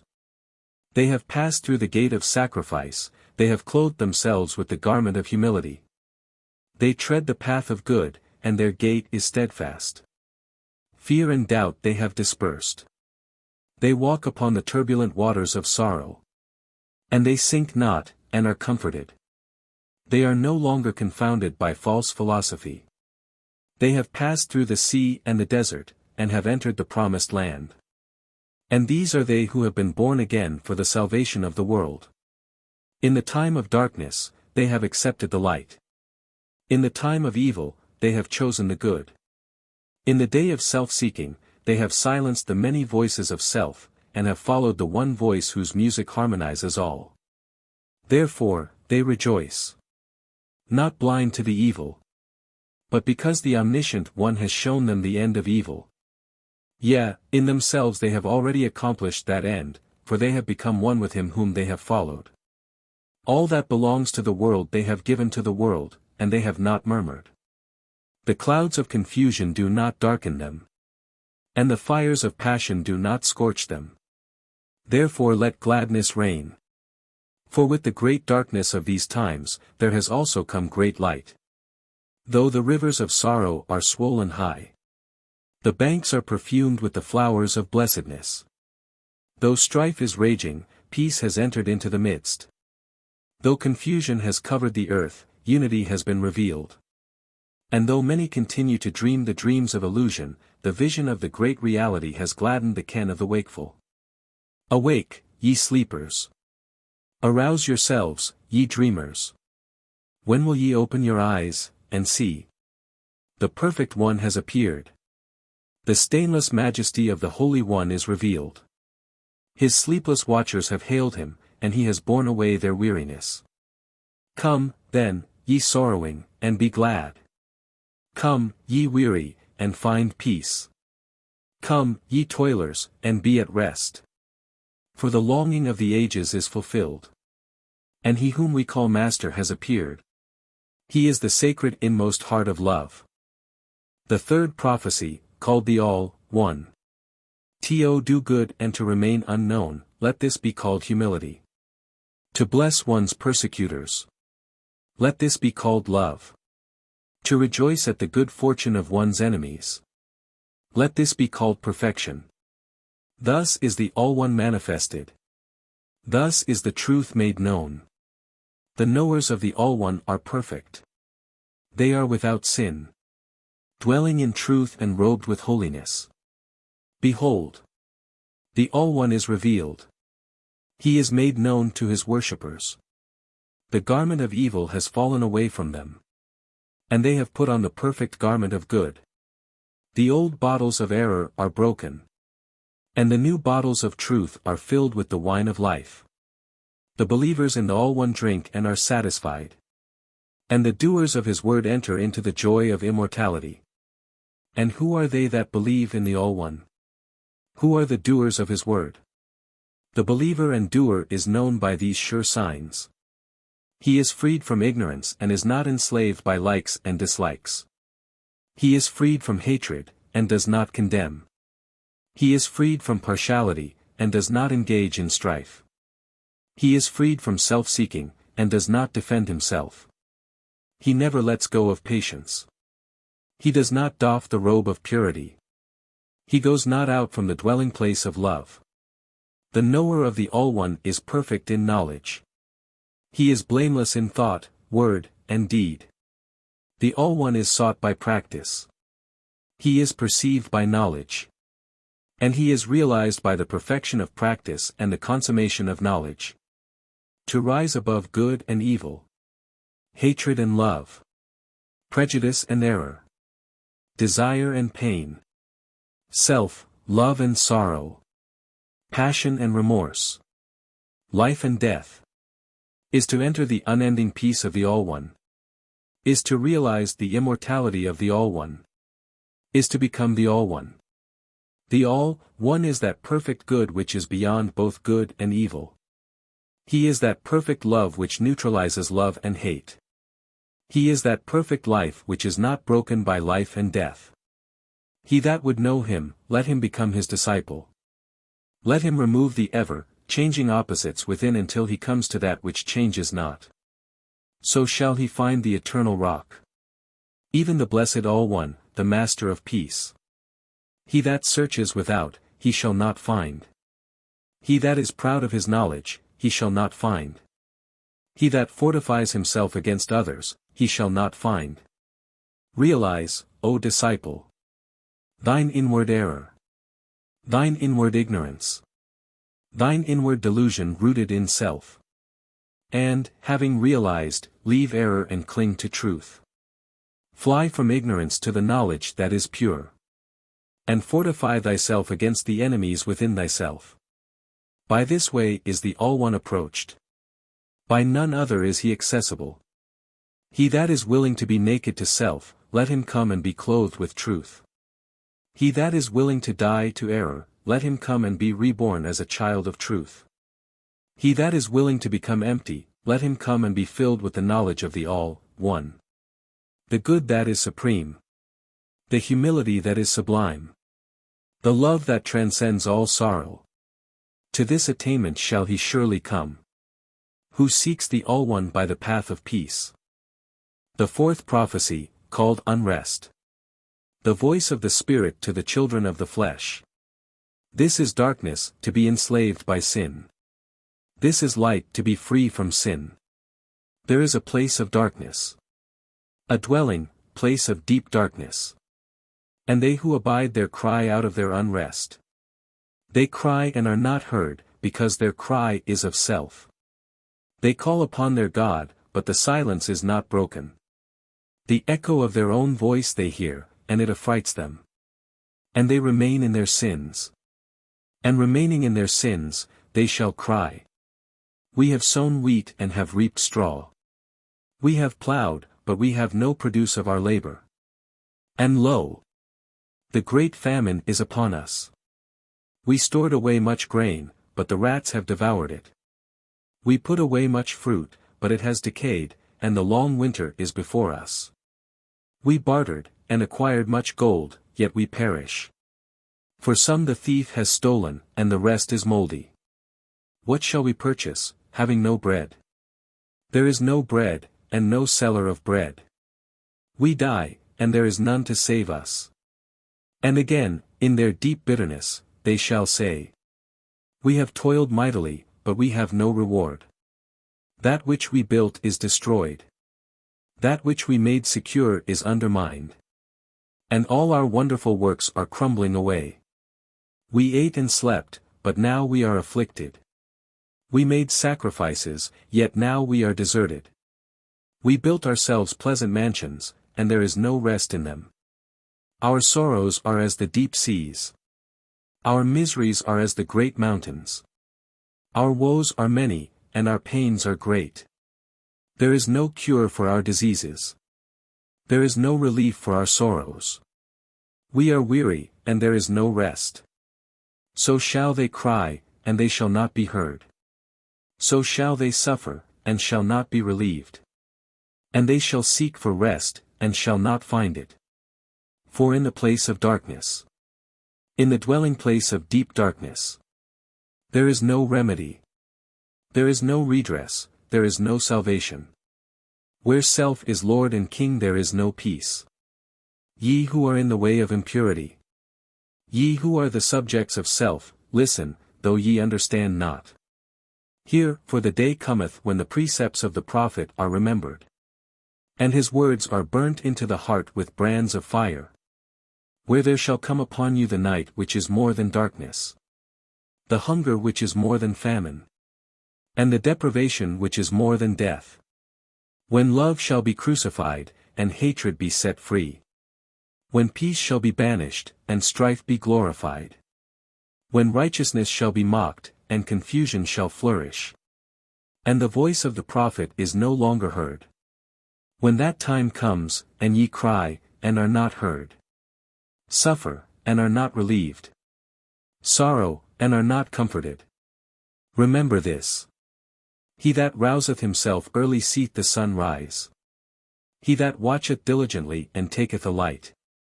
Findeth his way out of the darkness, and he that striveth with an uncomplaining heart, is crowned with the crown of peace. The fifth prophecy, called Transition. The voice of the Spirit to the children of sorrow. Arise ye. Awake. Open your eyes, and see. Why will ye sleep the sleep that is painful? Come out of the night of unrest. Out of the dark nightmare of sin and affliction. For there is a way out of the place of darkness, and out of the dwelling place of deep darkness a pathway that is sure. There shall be light and safety, there shall be rest and healing, there shall be joy and satisfaction. There shall be no more dreaming for him who is awake, who says, with deep resolve, I will abandon self, and truth shall be my Lord. And thus resolving, there shall appear upon his right hand a gateway that is dark, and upon his left hand a portal pleasant to behold. And he shall stoop and enter the gateway that is dark.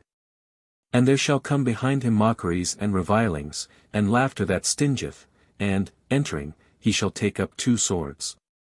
The first is called the sword of searching, and the second is called the sword of dividing, and with the sword of searching he shall destroy the enemies of wisdom, and with the sword of dividing he shall sever good from evil. He shall encounter all the enemies of light.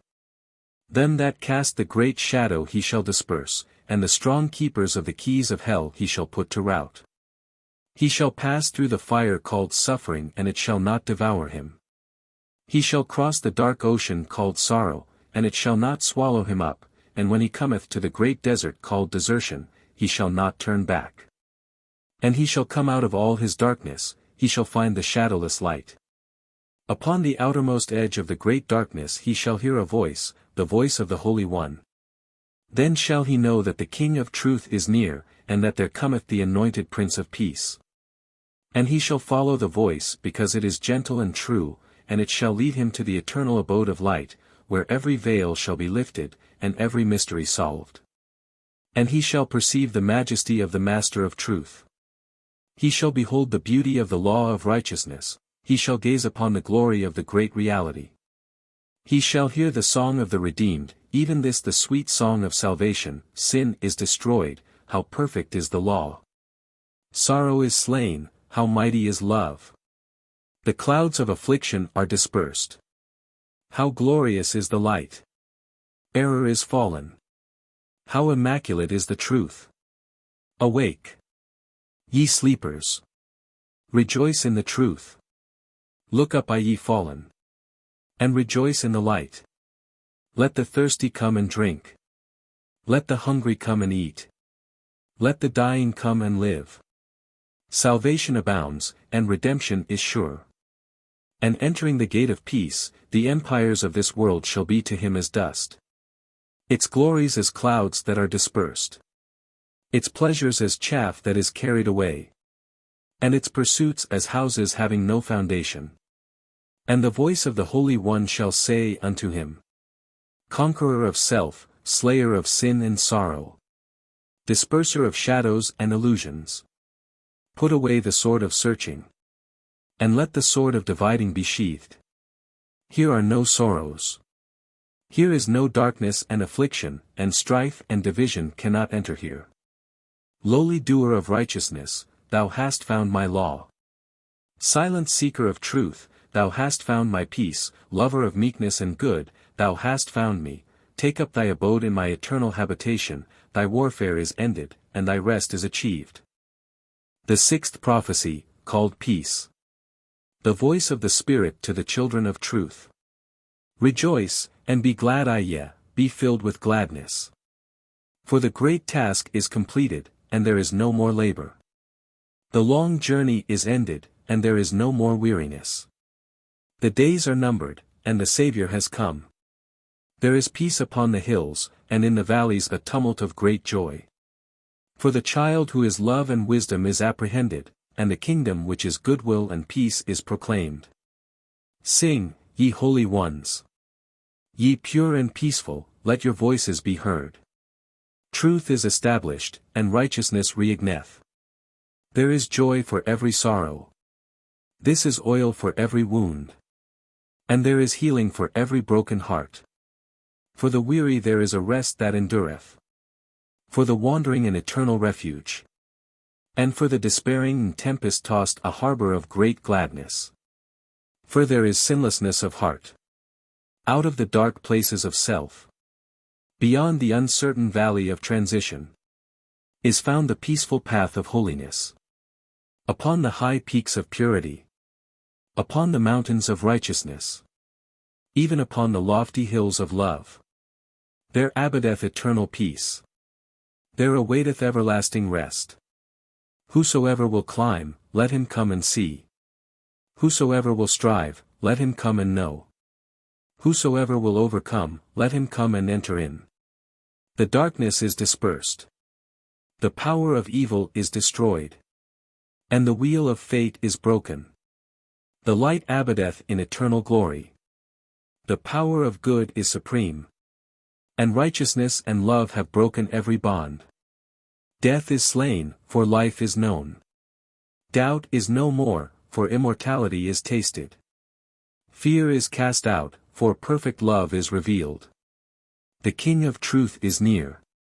And he is perfect knowledge. The Lord of life is at hand. And he is perfect purity.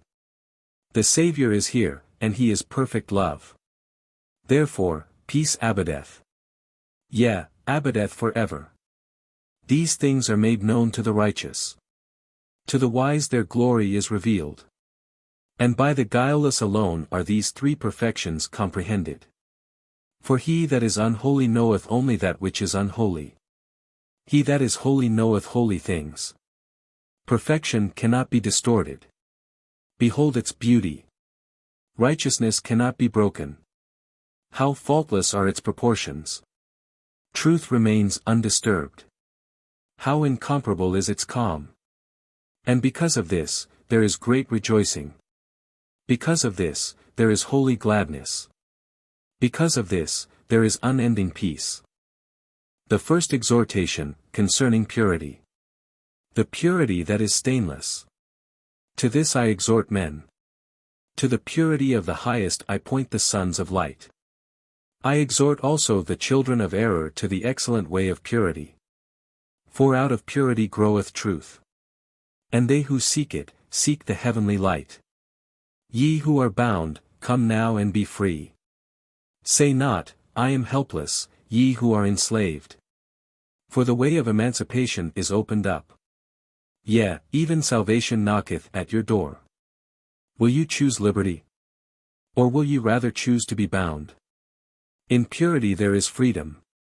Understanding dwelleth in her temple. And joy, and gladness, and peace are her doorkeepers. Come, then, and listen to the exhortation of truth. And, having listened, do that which is pure. And doing that which is pure ye shall know the supreme blessedness. Not in thy acts alone shalt thou find purity. The purity of the highest is not confined to acts. Not by cutting off thy acts shalt thou become pure. But by cleansing the source of thy acts. Even thy mind and heart. For a pure mind cannot commit impure acts. Neither can a stainless heart bring forth any unlovely thing. What, then, defileth, and what mocketh clean? The unchaste thought. The impure desire. The selfish inclination.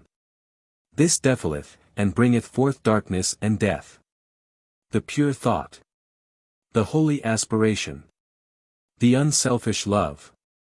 This cleanseth, and bringeth forth light and life. Come, then, and see how straight is the narrow path of purity.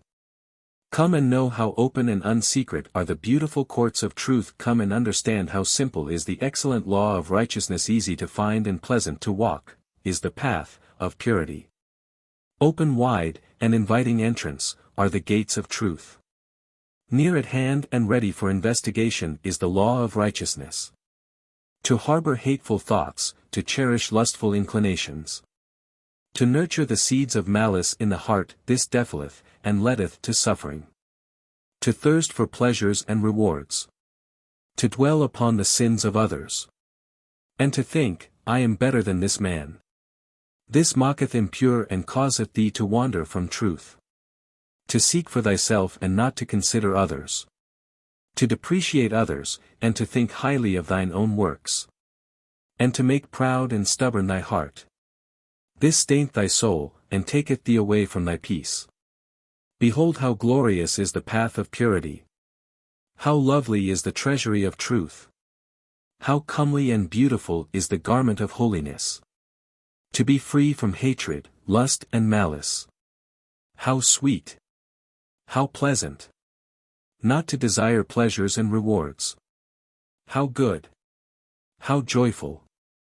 Not to magnify evil in others. How fair! How lovely! To put away all egotism. How beautiful! How peaceful! The blessedness of a pure heart is beyond conception. The loveliness of a sinless mind is beyond comparison. And supremely blissful is the immortality of the righteous. Peace-producing is the purity of the highest. Joy-inspiring is the stainless life. And rich in wisdom is the heat that is sinless. Ye who are tired of sin. Ye who know the bitterness of impurity. Ye who seek the everlasting peace. Come and enter the door of purity and let holiness be your companion. Purify your thoughts. Wash white the garment of your mind. Cleanse ye the secret places of your heart. This done, truth shall come and dwell with you.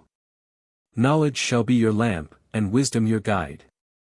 Righteousness shall be your everlasting protection, and light, and joy, and peace shall abide with you forever. The second exhortation, concerning humility. The humility that is blameless. To this I exhort men. I point them to the sublime pathway of humility. Without humility who shall see truth? Without meekness who shall comprehend the All-One? Without lowliness who shall find the great reality? Love dwelleth with humility. Wisdom also abideth there. And peace remaineth with the lowly heart. Put away thy pride. Think no more of thy superiority. And purge thy mind of all its vanity. Then shall the truth dignify thee. Truth fleeth from pride. Wisdom departeth from egotism. And holiness and vanity cannot dwell together. Out of humility cometh light. But darkness dwells with vanity and pride. Of what art thou proud? O man! Of thy beauty? Corruption awaits it. Of thy garments? The moth and the dust shall destroy them. Of thy possessions? To-morrow another shall possess them. Of thy talents? Their lustre shall be dimmed. Of thy fame? It shall disappear as a mist of thy learning.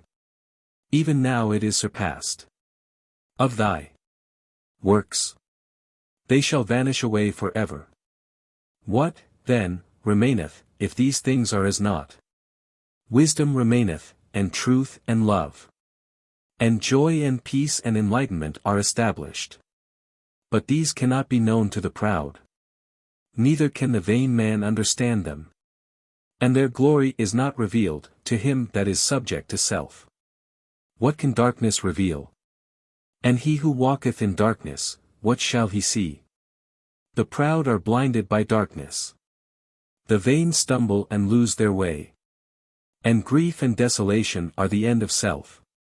The enlightenment of humility is more than learning. The power of meekness is more than the strength of many conquerors, and he who makes lowly his mind establishes himself upon a rock. How shall the proud stand? They fall of their own weakness. How shall the vain endure? They are as reeds without support. How shall the self-seeking flourish? They are as barren seed blown about and finding no soil. Put on the garment of humility, and thou shalt not fall. Make gentle thy heart, and thou shalt endure as the mountain. Put away self, and thy works shall flourish as seed upon good soil. The arrogant regard themselves as kings, but they are less than serfs. The meek regard themselves as serfs, but they are more than kings. How easily are the proud injured, every day they suffer pain. How often are the vain wounded. Weeping and sorrow are their portion. How readily do the selfish suffer deprivation, every day they grieve over that they have lost. There is no pain in humility, meekness destroyeth sorrow, and the pure in heart can suffer no loss. What can a man retain? What endureth? And where dwelleth immortality? The things of the world pass away, and none can hold them. The body perishes, and is no more seen. And the opinions of men are as smoke in a high wind. Holiness can be retained. Truth endureth. And immortality dwelleth in the sinless heart.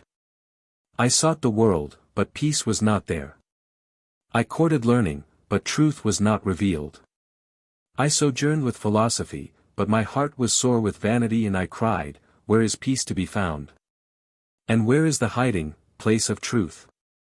In humility I found peace. In the practice of righteousness truth was revealed. And in self-obliteration I reached the end of pain and vanity. Bend low, ye pilgrims. Prostrate yourselves, ye weary and disconsolate. Give up that ye love, ye stricken and afflicted.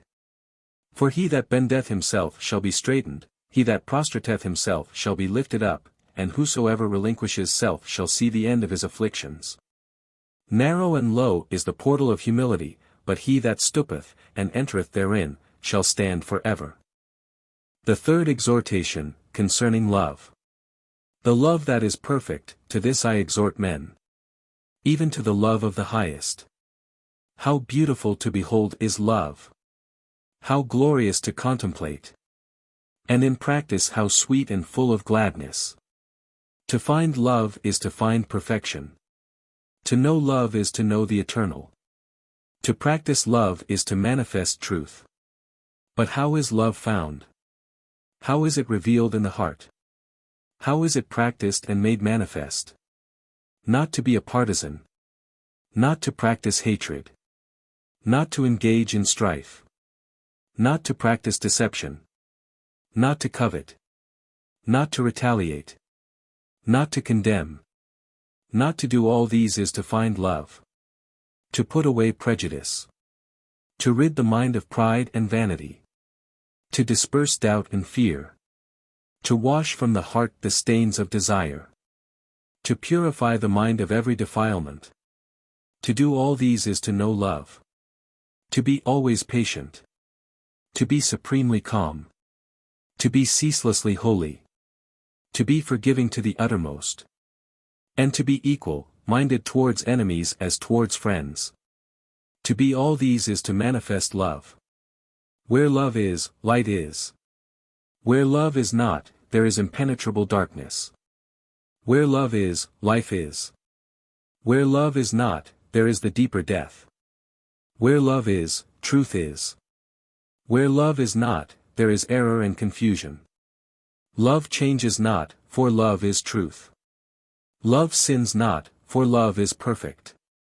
Love grieves not, for love is the eternal. Love is not subject to birth and death, for love is immortality. How illusory is the world! How fleeting and empty are the pleasures of the world! How real is love! How steadfast and full of peace is the life of truth!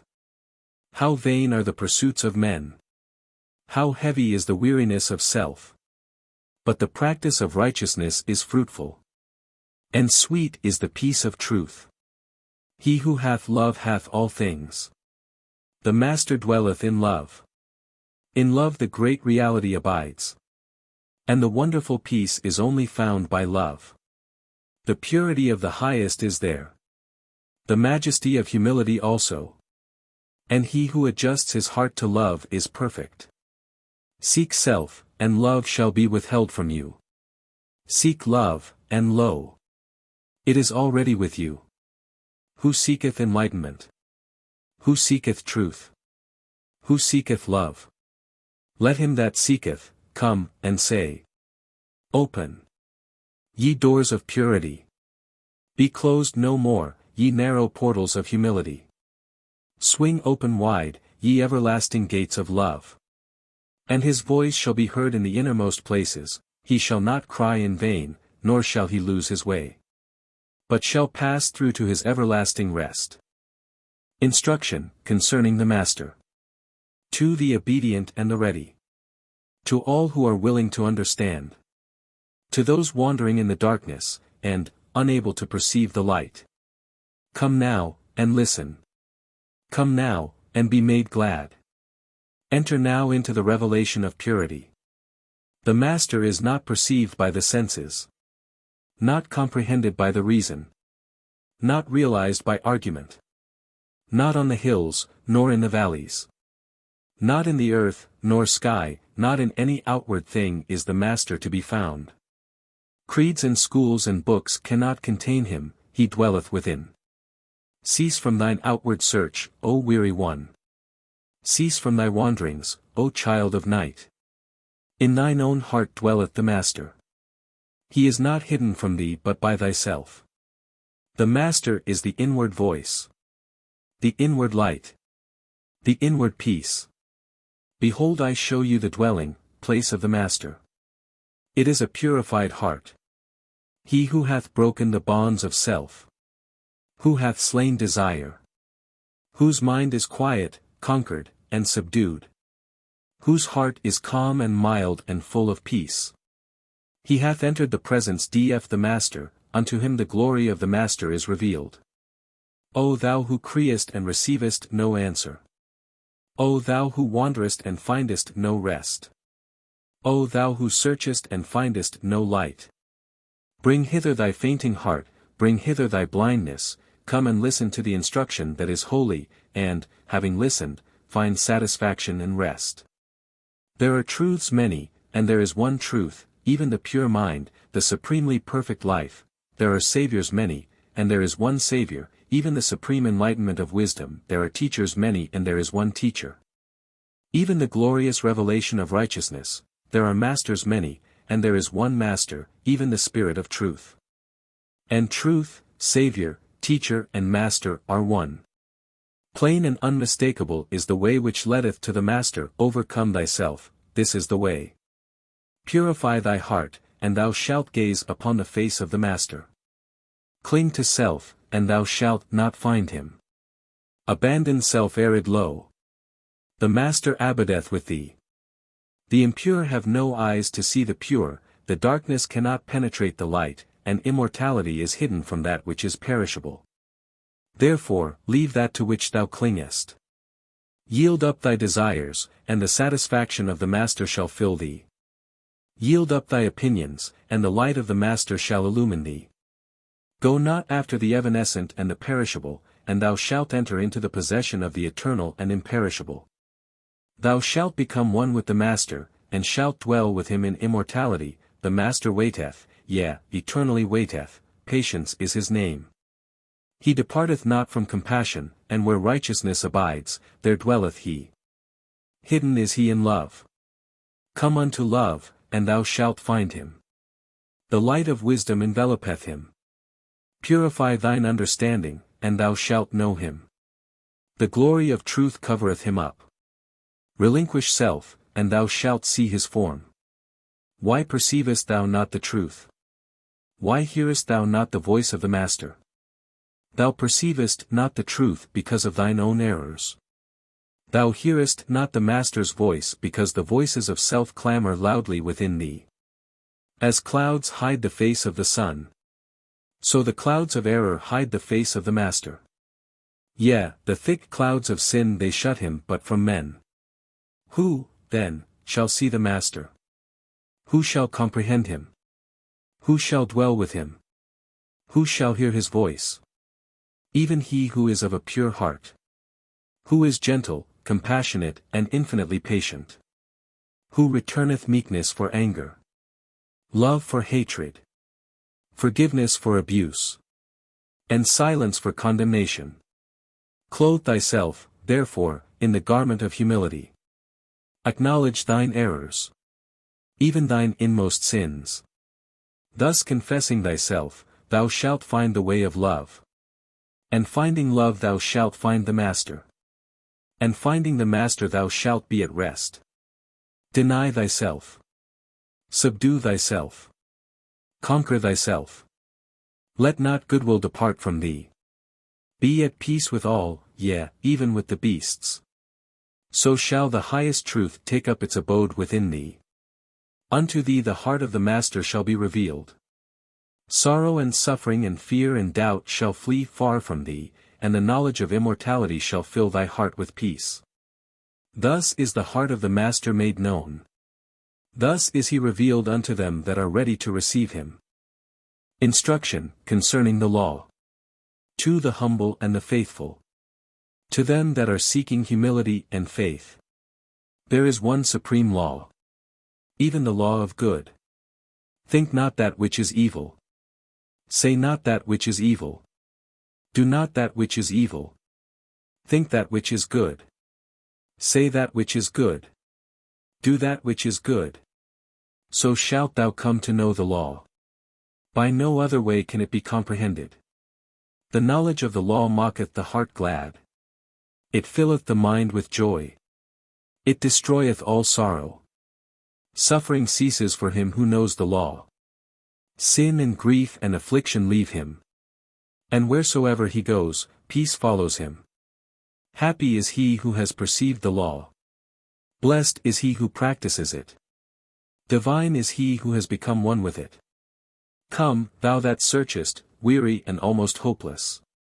Prostrate thyself in the dust of obedience. Deny thyself to the uttermost. Leave all that thou art proud of. Yea, sacrifice all. So shalt thou put on the yoke of lowliness. And shalt thou enter into a knowledge of the law. Then shalt thou come to know the three names of the law of good. The first is justice. The second, righteousness.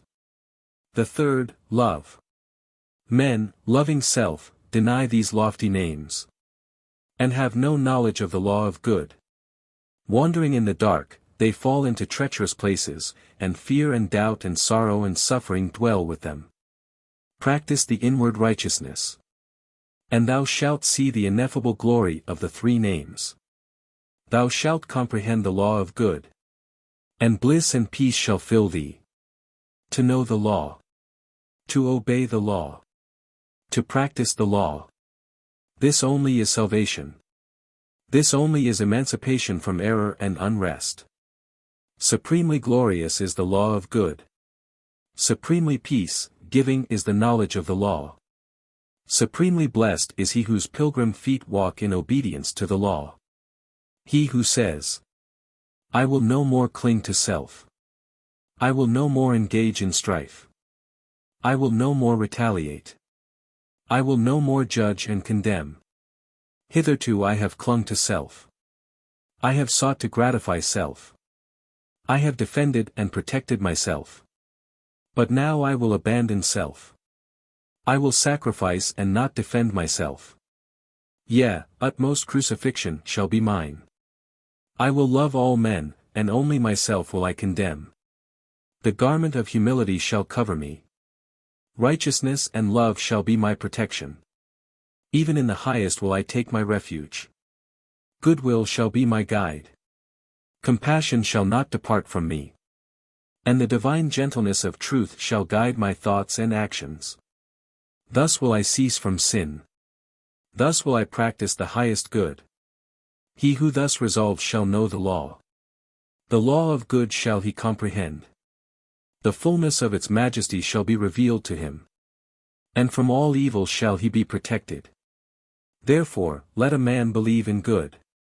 Let him cling to good. Let him practice good. He will thus come to comprehend himself. Comprehending himself, he will comprehend the universe. He will thus arrive at peace. When a man's body is defiled, does he not wash it and make it clean? When a man's heart is defiled, let him likewise wash it, and be clean.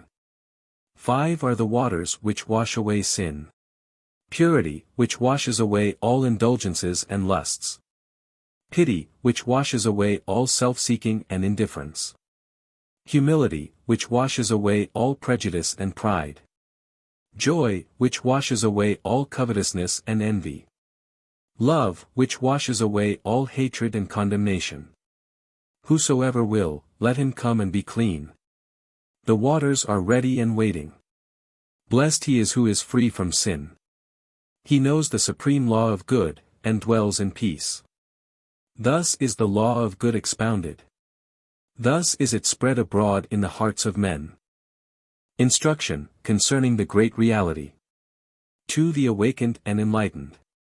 To those who seek to be awakened and enlightened there is darkness and there is light. There is dreaming and there is waking. There is illusion and there is reality. The darkness apprehendeth not the light. The dreamer knoweth not his waking mind. And the wanderer in illusion is unacquainted with reality. Of 2 ways, therefore, one must be abandoned. The dweller in darkness seeth nothing. Not even himself. His feet stumble, he knoweth not his way. Abandon darkness, and thou shalt come unto the light. Coming to the light, thou shalt see all things. Thou shalt know thy way, and thy feet shall cease from stumbling. The way of the dreamer is uncertain and painful. Pleasure and terror afflict him. He knoweth not where he standeth. He controlleth not himself, and is at the mercy of the unreal. Abandon the dreams of self, O thou that sleepest. Awake. Open thine eyes to the morning, and thou shalt comprehend thine own divinity. The walker in the way of illusion is surrounded with shadows. He perceiveth not the substance. Grasping at bubbles, he is scourged with grief and disappointment. Clinging to the perishable, he mourns. And following after that which vanishes, he is troubled with unrest. Abandon the pathway of illusion, the pathway of thy perishable self, so shalt thou find the imperishable truth. Gladness shall take the place of mourning. And thine eyes shall be opened to the glory of the great reality. What, then, is the great reality? The great reality is a stainless heart. An enlightened understanding. A soul whose perfect peace is not disturbed. By the practice of righteousness only can the great reality be known. He alone can perceive it who controls himself. He alone can enter it who purifies himself. He alone can abide therein who is free from all sin. In the great reality all religions and philosophies culminate. They meet here, and then vanish away. For there is no division in the great reality. Strife and unrest cannot enter there. And he who comes to it is filled with peace. Thou who wouldst understand the great reality.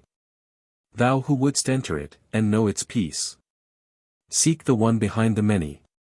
Seek the silence behind the noise. Seek truth behind self. Seek for that which is holy and peace-giving. Which abides, and does not pass away like the morning dew. Wisdom abides. Love abides. Compassion abides. Truth abides. Therefore sacrifice self. For self and all the things of self are perishable. They belong to the unreal. Awake, then, out of thy dreaming. Disperse all thy shadows. Destroy all thine illusions. And thou shalt enter the great reality. Filled with peace, thou shalt dwell with the eternal harmonies. Filled with bliss, thou shalt sing the everlasting song. The song which thrills the spaces and the worlds. Thy song and mine thus shalt thou sing. I have made the acquaintance of the Master of Compassion. I have put on the garment of the perfect law. I have entered the realm of the great reality. Wandering is ended, for rest is accomplished. Pain and sorrow have ceased, for peace is entered into. Confusion is dissolved, for unity is made manifest. Error is vanquished, for truth is revealed. Blessed is he who has resolved to abandon self. Blessed is he who is pure. Blessed is he who has destroyed all his illusions. He has found the great reality at last. The universe is glad, for again the Master is revealed. The universe is glad, for again the law of good is expounded. The universe is glad, for again the great reality is comprehended. Discourse concerning the way of truth. 1. Self-restraint. What is truth? It resides in the silence of perfect deeds. That silence is sufficient for the wise. I, therefore, discourse not upon truth. I discourse upon the way which leads thither. For truth is not of words, but of life. And though truth govern the tongue, its seat is not there. Its seat is in the heart. What words shall add beauty to the ineffable? And what man shall glorify truth? Let the ineffable give beauty to words. And let man be glorified by truth. I, therefore, point the way which leads to truth.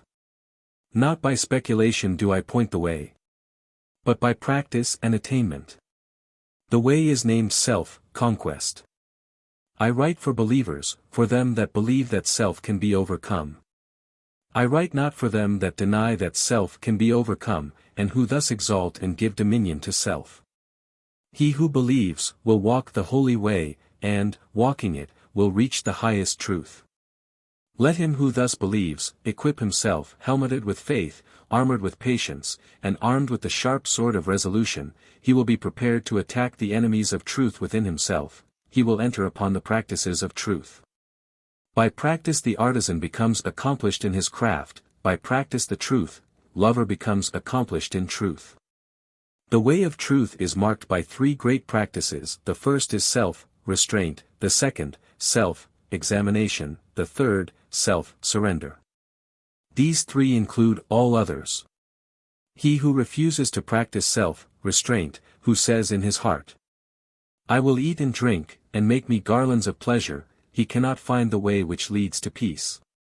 But he who says within himself, I will dwell with abstinence, I will make my abode with chastity, integrity shall be my companion, and faith shall light up my darkness, yea, virtue shall be my refuge and my stay.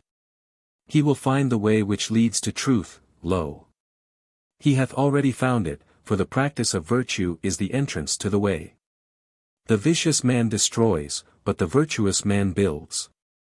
He slays himself who thinks only of his own pleasure. He preserves himself who controls himself.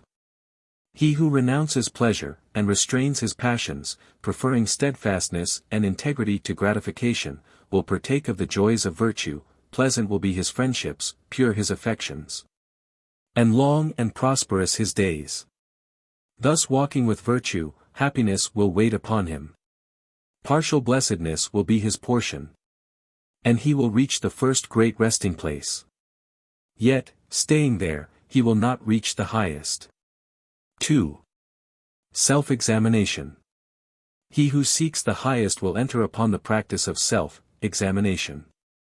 Searching the inmost recesses of his heart, following up the intricate threads of thought, rigorously testing the quality of his motives, he will find out the hidden springs of desire. He will lay bare the roots of the tree of life. And finding the eternal cause, he will know both good and evil, he will see the highest, and will no more perish. As a beautiful flower is formed, its growth not being seen, so will he grow in wisdom, unseen of men. Yet when wisdom is fully formed, when the flower of truth becomes manifest in all its beauty, men unacquainted with its silent growth will say, this man is wise, whence obtained he his wisdom? How knoweth this man letters, having never learned? As a child in the womb, as a plant in the earth, as an object in the eye of the approaching traveler. So wisdom is formed in the heart. So knowledge grows in him who diligently examines himself. Who, having found the roots of evil, tears them up with the hands of renunciation, and burns them to ashes in the fire of knowledge.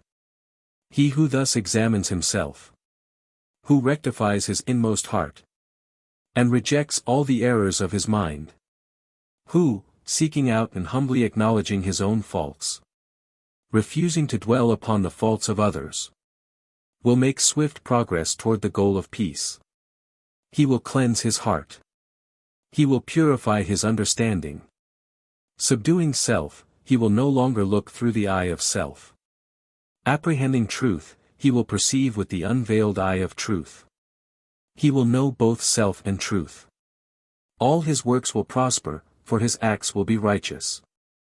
His tongue will speak wisdom, for his heart will be pure. And where his feet have trodden, the flowers of love and peace will grow. He will refuse to dwell with unrighteousness. Folly and impurity he will reject. And he will say unto strife and hatred, Depart ye from me. Kindling the fire of inward knowledge, keeping bright and constant its flame, and feeding it with patient and loving sacrifice, let a man burn up all that is perishable within him, only thus will he find the imperishable. Let him eliminate the dross of error. Only thus will he discover the gold of truth. Let him destroy all sin, only thus will he find the stainless one, only thus will he approach the highest. Thus seeking out the source within himself. Passion will not long torment him. Finding the cause of passion, he will destroy it.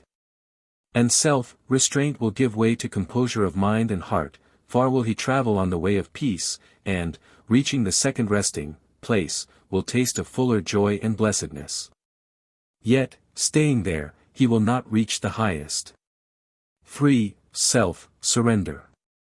Having well restrained himself. Having deeply examined himself. Let the lover of truth now enter upon the practice of self-surrender. He who practices self-restraint travels well. He who practices self-examination travels better. He who practices self-surrender travels best. He only can know the highest who surrenders self. Who makes the inward sacrifice complete. Who holds nothing back. Who calls nothing his own. Who refuses to set his heart upon any earthly thing. Putting aside all his lusts. Emptying himself of all his vanities.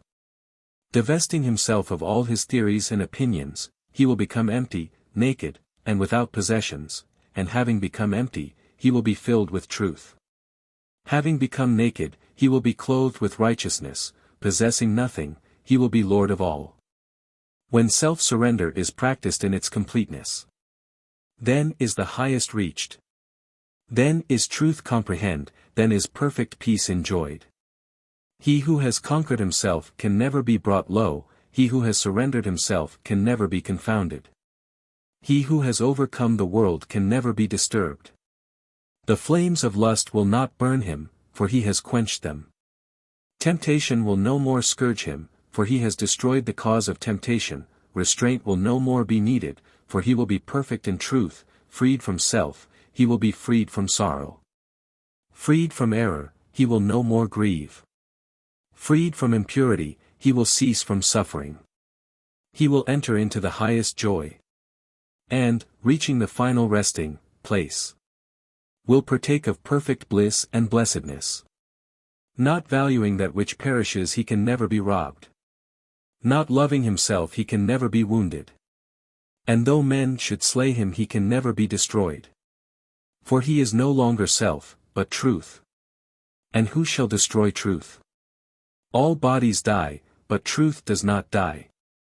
All things pass away, but truth remains forever. He who has surrendered self has become immortal. He is no longer separate but has become one with truth, and he manifests the highest, though men perceive it not. Of self-restraint is born virtue, of self-examination is born knowledge, of self-surrender is born love. Happy shall he become who restrains himself, blessed shall he become who purifies himself, divine shall he become who surrenders himself. By virtue one's life is governed. By knowledge one's life is purified. By love one's life is perfected. Virtue is the seed, knowledge the plant, and love the flower. The seed knoweth not the plant. The plant knoweth not the flower. But the flower knoweth itself, plant, and seed. By self-restraint passion is slain. By self-examination false belief is slain. By self-surrender all illusion is laid low. Self-restraint leads to strength. Self-examination leads to wisdom. Self-surrender leads to holiness. Perfect in self-restraint, self-examination and self-surrender. A man has reached the highest. He has become one with truth, and will no more wander. Unalterable in compassion. Firmly established in righteousness. And steadfast in holiness. His heart thrills in unison with the heart of all. He knows the unending joy. He has found the heavenly peace. Having stooped to the lowest, he is exalted to the highest. Having conquered sin, he is crowned with holiness. Having crucified self, he is glorified by truth. Willing to be nothing, he has become all. Yielding up all things, he has become possessed of all. Giving his life, he is clothed with immortality. Altogether virtuous, he is altogether happy. Altogether righteousness, he is altogether blessed. Altogether pure, he is altogether peaceful. Beautiful in meekness. Majestic in love. And invincible in innocence. He will manifest the ineffable. He will teach without words. No more troubled. No more tormented. No more afflicted. Arisen, awakened, healed, and made perfect. He has unveiled the face of the highest. He knows the great rest. The deep silence. The profound peace. In the light which knows no darkness he walks, and it casts no shadow on his pathway. The end.